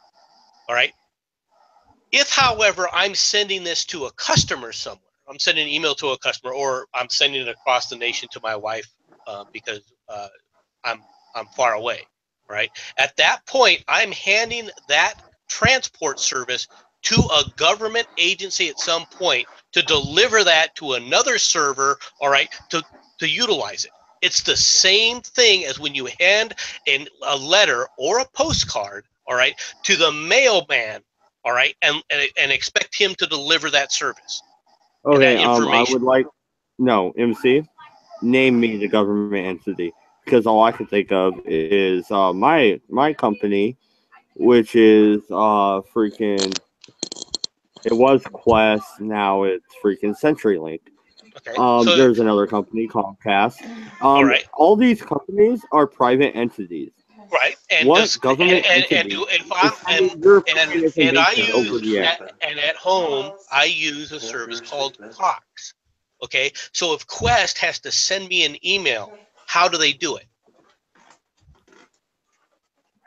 Dude, it's same with the electric. Okay, the government does not own my electric company. No, but they own the wires and they own the routing services that process that. Private companies put the wires up. They own the processes for that. No, that's not private companies. Okay, when the power goes down, not all of the those. Government DARPA owns the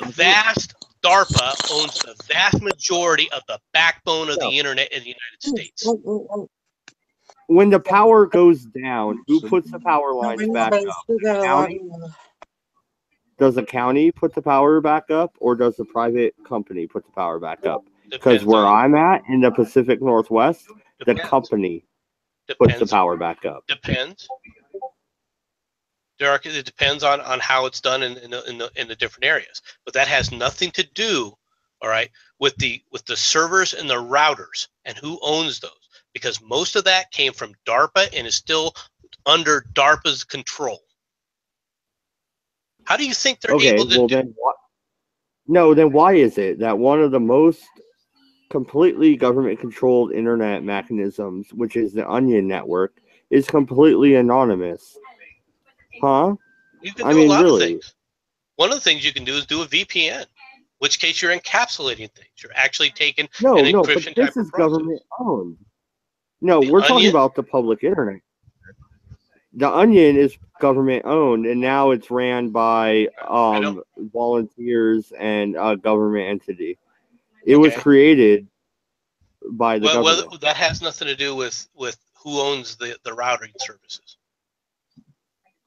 Man, what I'm saying is the public internet is mostly owned by the big internet companies. Who owns the roads? We had this discussion before. I'm not trying to bring up the roads thing. Damn. But who owns the roads?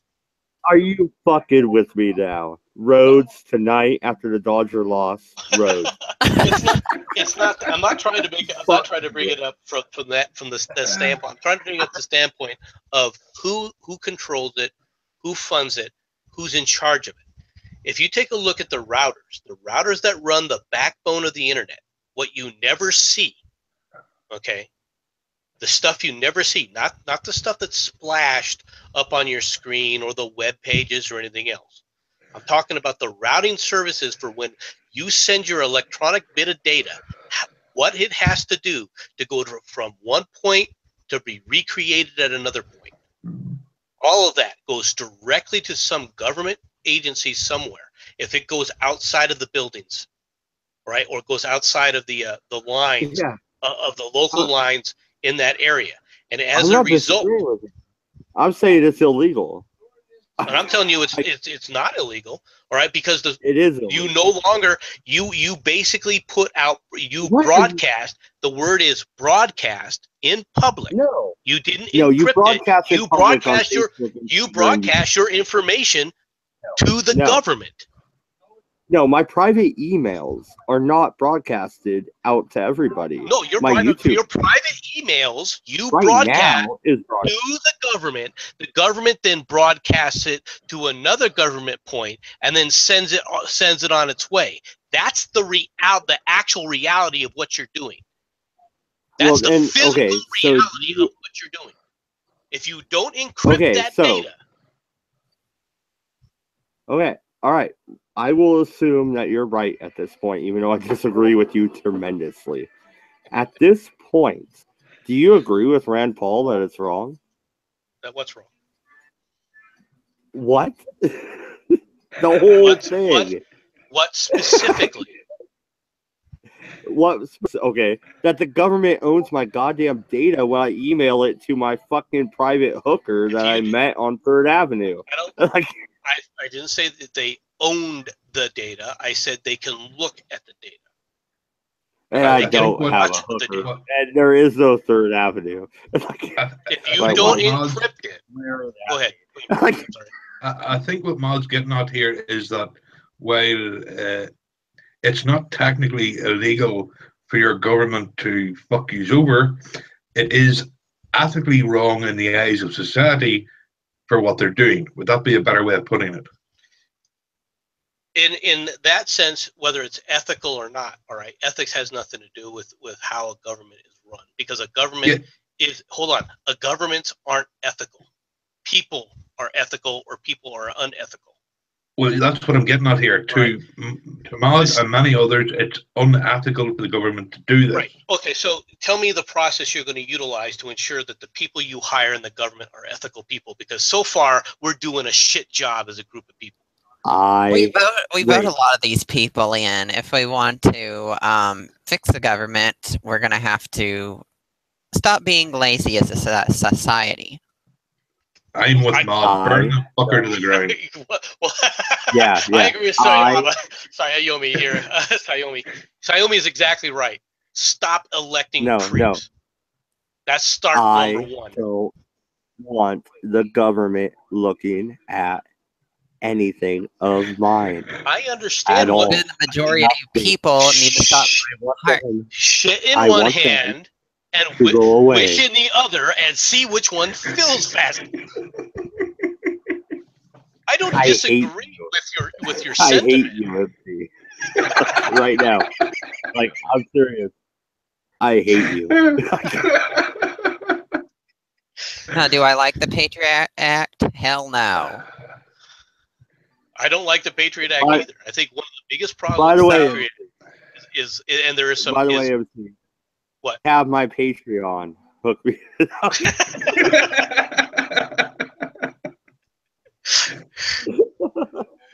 God damn it, though. No, the Patriot Act is garbage. And you know who threw the first pitch at tonight's baseball game? George W. Bush. And his creepy dad was out there in a wheelchair. That was nice. That whole thing is got. And do you want to know what they're using the Patriot Act? It's not for terrorism. That's a large part of the problem. But even then, it was to find out trade secrets on the capital markets. That's what they're doing. That is one aspect that's happening as well. There's a lot of things that they're using, and there is absolutely no oversight over. Well, and that's the other problem. Is prior to the Patriot Act, all right, the different agencies, all right, couldn't communicate with one another directly. Right now, this is important to understand what the agencies were. The three big agencies, how they operated, all right, and what their missions were, all right, and it prevented other people from doing mission creep because it kept them quite aligned. One of the problems with the Patriot Act is that it smeared these lines. The NSA never used to be able to just walk in and hand data straight to the CIA or to the FBI. Now, NSA assets are being redirected by both of those agencies to perform their jobs. This is where a lot of the problems have come into it. That isn't the only problem, but it is one of the problems. Another thing that no one is paying attention to, or they're just ignoring, is the fact that under the laws that put the NSA, for example, together, one of the things that they couldn't do was store data for long-term use on U.S. citizens. And a U.S. citizen was applied to a U.S. corporation or a U.S. person or someone within the United States, unless they were allowed to by warrants. All right, they had to go through a special process to get a warrant to be able to do this. And now, MC, let's be clear. No, MC, FISA courts. It was secret courts. Even if you have hold on, but that's not the problem. The problem is that the NSA has built huge collection centers and are saving all this electronic data. Okay, they weren't supposed to be able to do that. This is totally illegal from their charter. Okay, and this is something that's been ignored time and time and time again. It isn't the fact. Listening to having a program listening in on unencrypted data, all right, to try and you program it with key phrases or key words to look at for further scrutiny has never been a problem, especially when you're taking a vacuum cleaner approach, right? If you're outside the United States, all right, for example, if you're in space somewhere, right, and you're listening to electronic signals, for example. All right, you don't know where that electronic signal necessarily came from specifically. I mean, it could have been bounced all over the place. All right, so it's easy enough for you to accidentally listen to a communication you shouldn't have been listening to. All right. That was never a problem. The problem became when you could store that data for use later on. A person hearing something says, well, I heard something a long time ago. As long as you can't recover that, as long as you can't store that data, okay, then you're okay. The moment that you allowed mass storage of this information was when things began to change dramatically. But nobody's focused on that. Nobody's saying anything about that. And that's because the media is not, not informing people on anything. I agree. I agree totally with you. And that's where I start trying to point out this, because the media, the media, when I talk about the media being leftist, this is an example of it. They know how valuable that can be. They don't want to get rid of it. That's why they're quiet about it. They know they know that what this entails. Well, it's not only that they're leftists; they're also in cahoots with the corruption. Yes, that's why I should have said it. You're correct. Yep. I just want to say that unlike these commies, I fully support the Patriot Act and the CIA and the NSA. I'm just covering my ass because some fucker might end up watching this. Yeah, don't want to get in trouble over there in Ireland. No, but that's a very good point, MC. Maybe that is a greater point, but I still, man, I don't want them even listening to my conversation. Well, you picked the wrong hobby. If you don't want them listening to it, encrypt it. Yeah, but then they pay attention to you more because why are you encrypting it? Well, at that point right there, then it would have to be they'd have to have a reason to get a warrant and everything else. See, this is where I'm trying to point this out, right? If you have things in place, all right, that work and function at a level, right, then add it at that level. I don't disagree that warrants and all these other things, right? See, this all goes back to the Communications Act, right? Back in the 50s, right, when AT&T was basically the monopoly. All right. One of the reasons that the courts, when the court case came back, where the government had to get a warrant to ask AT&T to listen in or hand them information, one of the reasonings is that there was nobody else. Okay, AT&T was ubiquitous. It was a monopoly. Okay, so therefore AT&T was a private company. They had control over it. Therefore, you had to get a warrant in order to go do this. Okay, that's not the same thing, however, that you're dealing with when you talk about emails, however. Because the infrastructure for emails, the infrastructure that was done under AT&T back in the 50s were two different things entirely. Oh, I don't care. I need to nip that in the bud right there. Well, that's the problem, is you don't care about the legalese of the process. No. Even though you have multiple companies, there's still multiple companies independent of each other. My point was the legal statute stands because they are the point. Individual. You're not listening to my point. My point was that it wasn't controlled by the government. AT&T owned those lines, right? AT&T owned the backbone for that stuff for the most part. Yes, there were certain areas that the government controlled. For example, anything that actually got out of the United States, all right, like on those communication, telegraph services, those underwire cables and everything, you were actually using government lines to do that. Right. Well, so in that case, Comcast owns their lines. Quest owns they their own lines. their lines, but they don't own the routing. They don't own the routers. They have servers, man. They have servers, yes. But the backbone that does the routing is owned by DARPA. It was created by DARPA. Actually, I think MC might be on this one here. Maybe if you could get a lot of people to start encrypting their emails, right? And then when the government starts issuing out subpoenas or whatever you need to open them emails and they're just normal, if you could get that in the public sphere, it might actually help turn public opinion against the Patriot Act. You know, if they were spending billions or hundreds of millions or whatever it costs to go through get warrants to go through people's emails, and they're just standard emails. I think it's an issue you need to raise. That's one of the problems too. Not enough people are onto this, so that's why nothing gets done. Well, and the fact is Americans in general tend to be very lazy when it comes to some of this stuff. No, that's the main problem. There you go, Matt. You have to run for governor. Oh, dude, I can't outdo the bisexual governor we have right now. They're not going to vote for a libertarian. Oregon's got their like pretty girl bisexual governor. They love her. I hate her, but you know. And I don't hate her because she's bi. My wife is bisexual. I don't give a fuck. Matter of fact, I'm hoping for a threesome. But anyway. Yeah, that's never going to happen because your wife's not going to take the risk that you're going to get another girl pregnant. Yeah. Fuck you, boys. Unless you're going to become a Mormon and have a few wives, all with kids.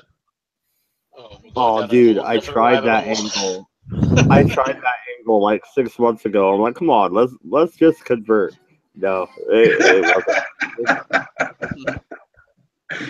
Not one of your better plans, man. Not one of your better plans, dude. Hey, it was worth a fucking try, right? That's, I think, a debatable way of looking at it, to be honest. I'm not so sure that it was worth the try. You say, let's have a threesome, and she comes home with a big black dude. That'll put a smile in your face. No. That's not what I was looking for. Looking for a cute little redheaded chick in pigtails. No kidding. Oh, you're even worse. Basically, now you've handed Mad Dodge a shovel to see how far down it'll dig. Nah. So basically, what you're after is an Irish 15-year-old then. No, absolutely not. He's headed to Thailand for the lady boy. Nope. That's Redbeard's kick. Oh, that's Redbeard's? I'm sorry. Yeah. Poor Redbeard. He's not even All here. right. All right. Moving on. Yeah. So, now, once again, I think we should wrap up with the Germans because, you know, the Hitler story was pretty good. Let's wrap up with that. But not necessarily Argentina. What about Antarctica, MC? Did they sneak away and team up with the Penguins? Is that what happened? You can hear it in Velchbert's voice all the time when he's on these stupid streams. He's just a closet. So he's trying to hide it that he's red. But really, he's a Nazi. Him and those penguins. And those frickin' traitorous dolphins, those bastards. Yeah, I was surprised when the Dolphins turned. That If it wasn't for the orcas, we'd all been in trouble.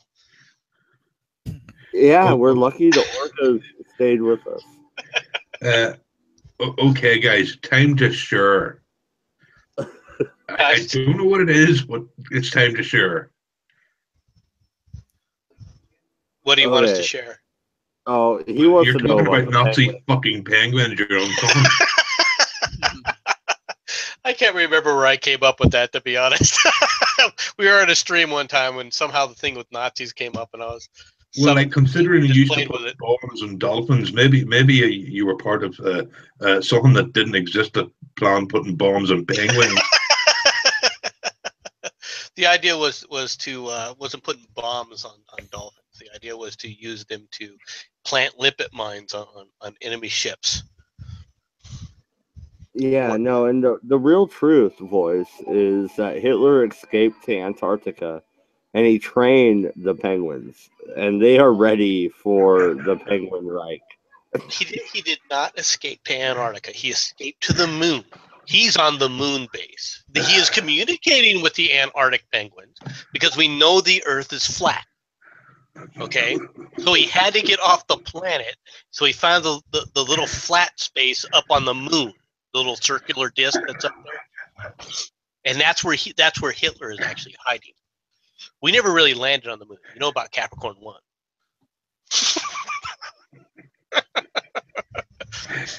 Is this making any more sense to you, boys? Oh, yeah, it's making a lot of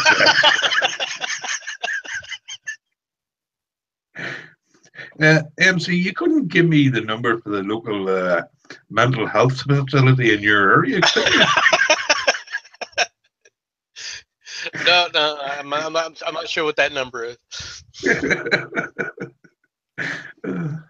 But it's basically a running gag, is all it is. And no, we won't take the tinfoil hat off.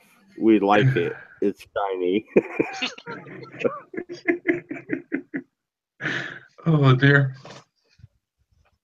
I can't remember what story we were talking about when I came up with that. Oh man, I was watching a UFO thing. That I sometimes put on random fucking documentaries as I go to bed, which my wife gets mad about with the murder ones, like the murder mysteries. She's like, I keep having weird dreams about killing people. I'm like, oh, it's okay. You better hope she doesn't wake up in bed one night and see your wife standing over you with a butcher knife. If she's having weird dreams, you don't know what could happen, dude.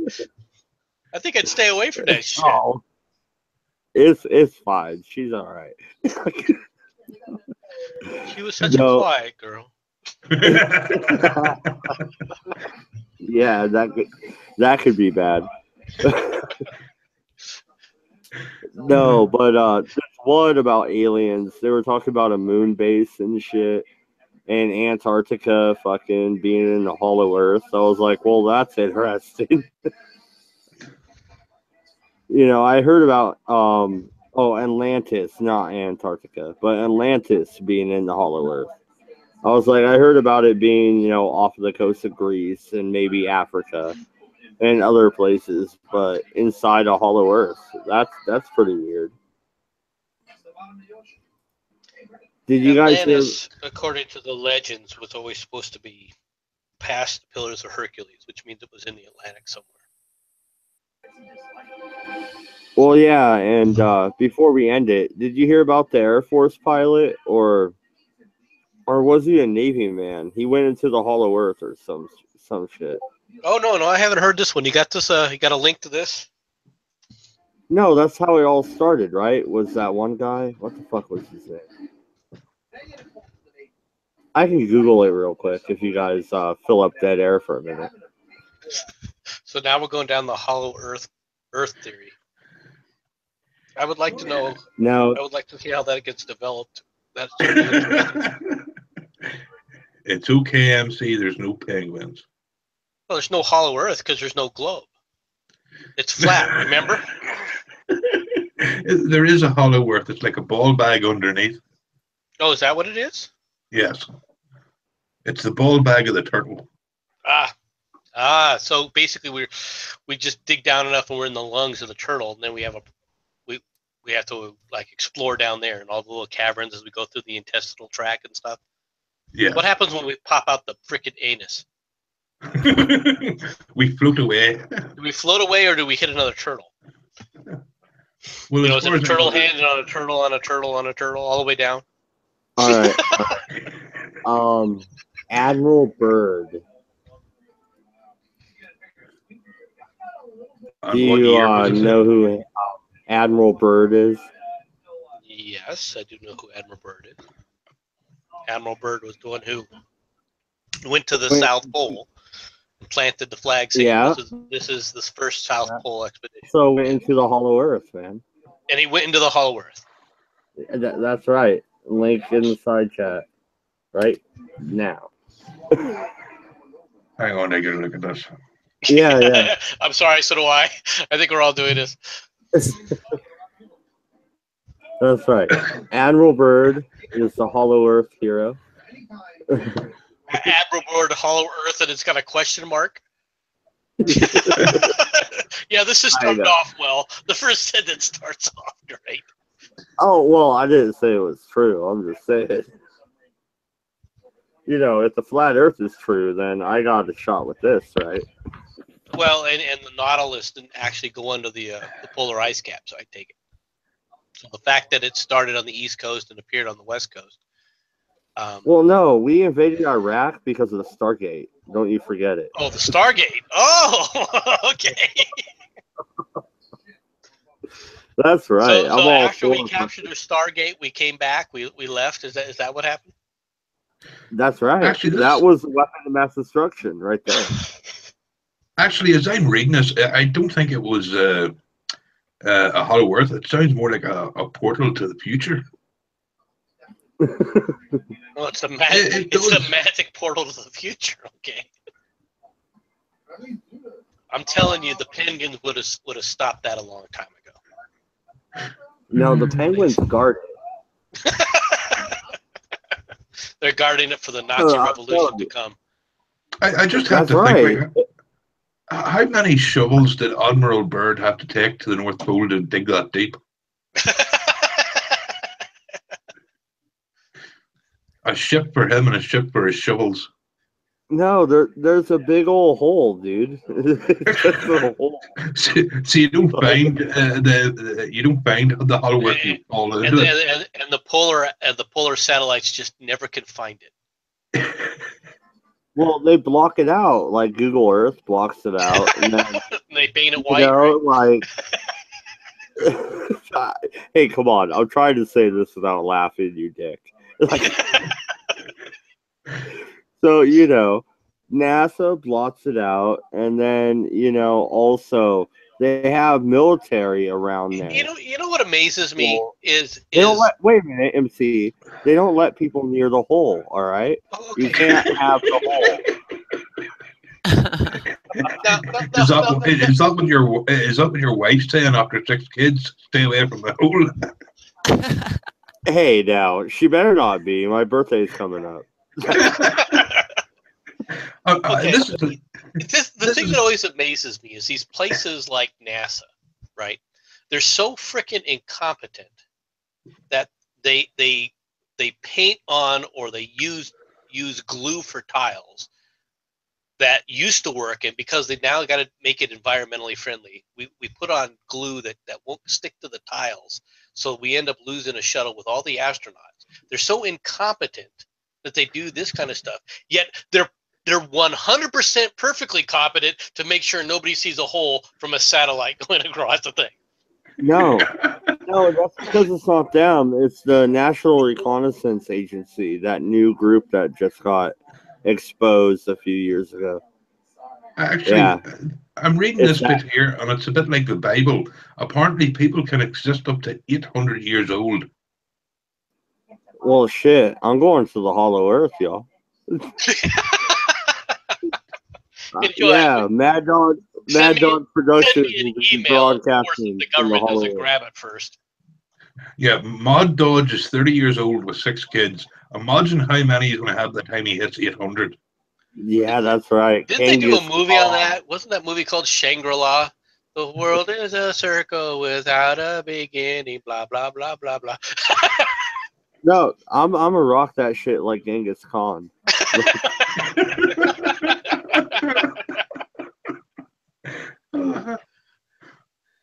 Oh my gosh. Goodness me. I'm sorry, but yeah, I don't believe in the flat Earth or the hollow Earth. I'm sorry. Oh, I thought you don't believe in the flat Earth? Come on. I thought your NSA experience proved it to you.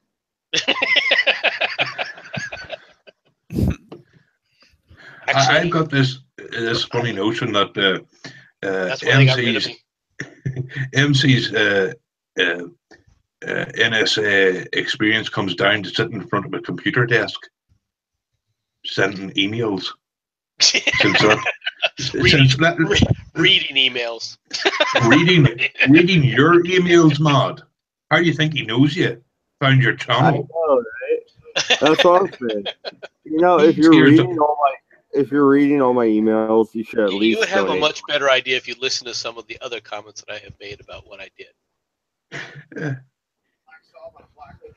If He's here to make sure we don't find out about, you know, the plans for to take over the domination of the world with penguins and orcas and big-breasted women. We're not taking it over with the penguins because the penguins betrayed us. The penguins and the dolphins have got to go. We made a deal and they betrayed us. Oh shit. All right, guys. Yeah, it's about 1:30 my time. Any last words, you guys? Not that I can think of. Once again, I fully support America's agencies.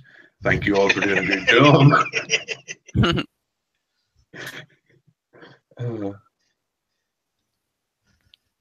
No, I'm good. Check out Mal's channel because he has a debate coming up and you should all watch it. Yeah, no, and I have some last words. Hey, Astros, you might have won the night, but you can fuck off and die for the next 2 games in LA. Dodgers are going to win the World Series. Mark my words. Now it's in the NSA. Fuck off, bitches. Including UMC. World has a hollow earth, and the Penguins control it, and you know it. And Mod was never seen again. Yeah. You know what dirt I have on the Clintons? Yeah. Oh, now you're never going to see that. Bill teamed up with the and you were worried about telling how you support all those agencies. He just made a bigger faux pas. He's in more danger than you ever will be. Admits he has dirt on the Clintons. We can start talking about his life. It matters the days now. That's right. No, I saw it. I saw Hillary hand off a document to a penguin. Yeah. Just check your brake lines tomorrow morning when you go out of the house. They might want to look under your car just to be safe. Oh, bloody hell. All right. Get the mirror, put it on the stick, look underneath there. 43. And that was a wind tunnel. Now, thank you very much. Have a good night. And good luck.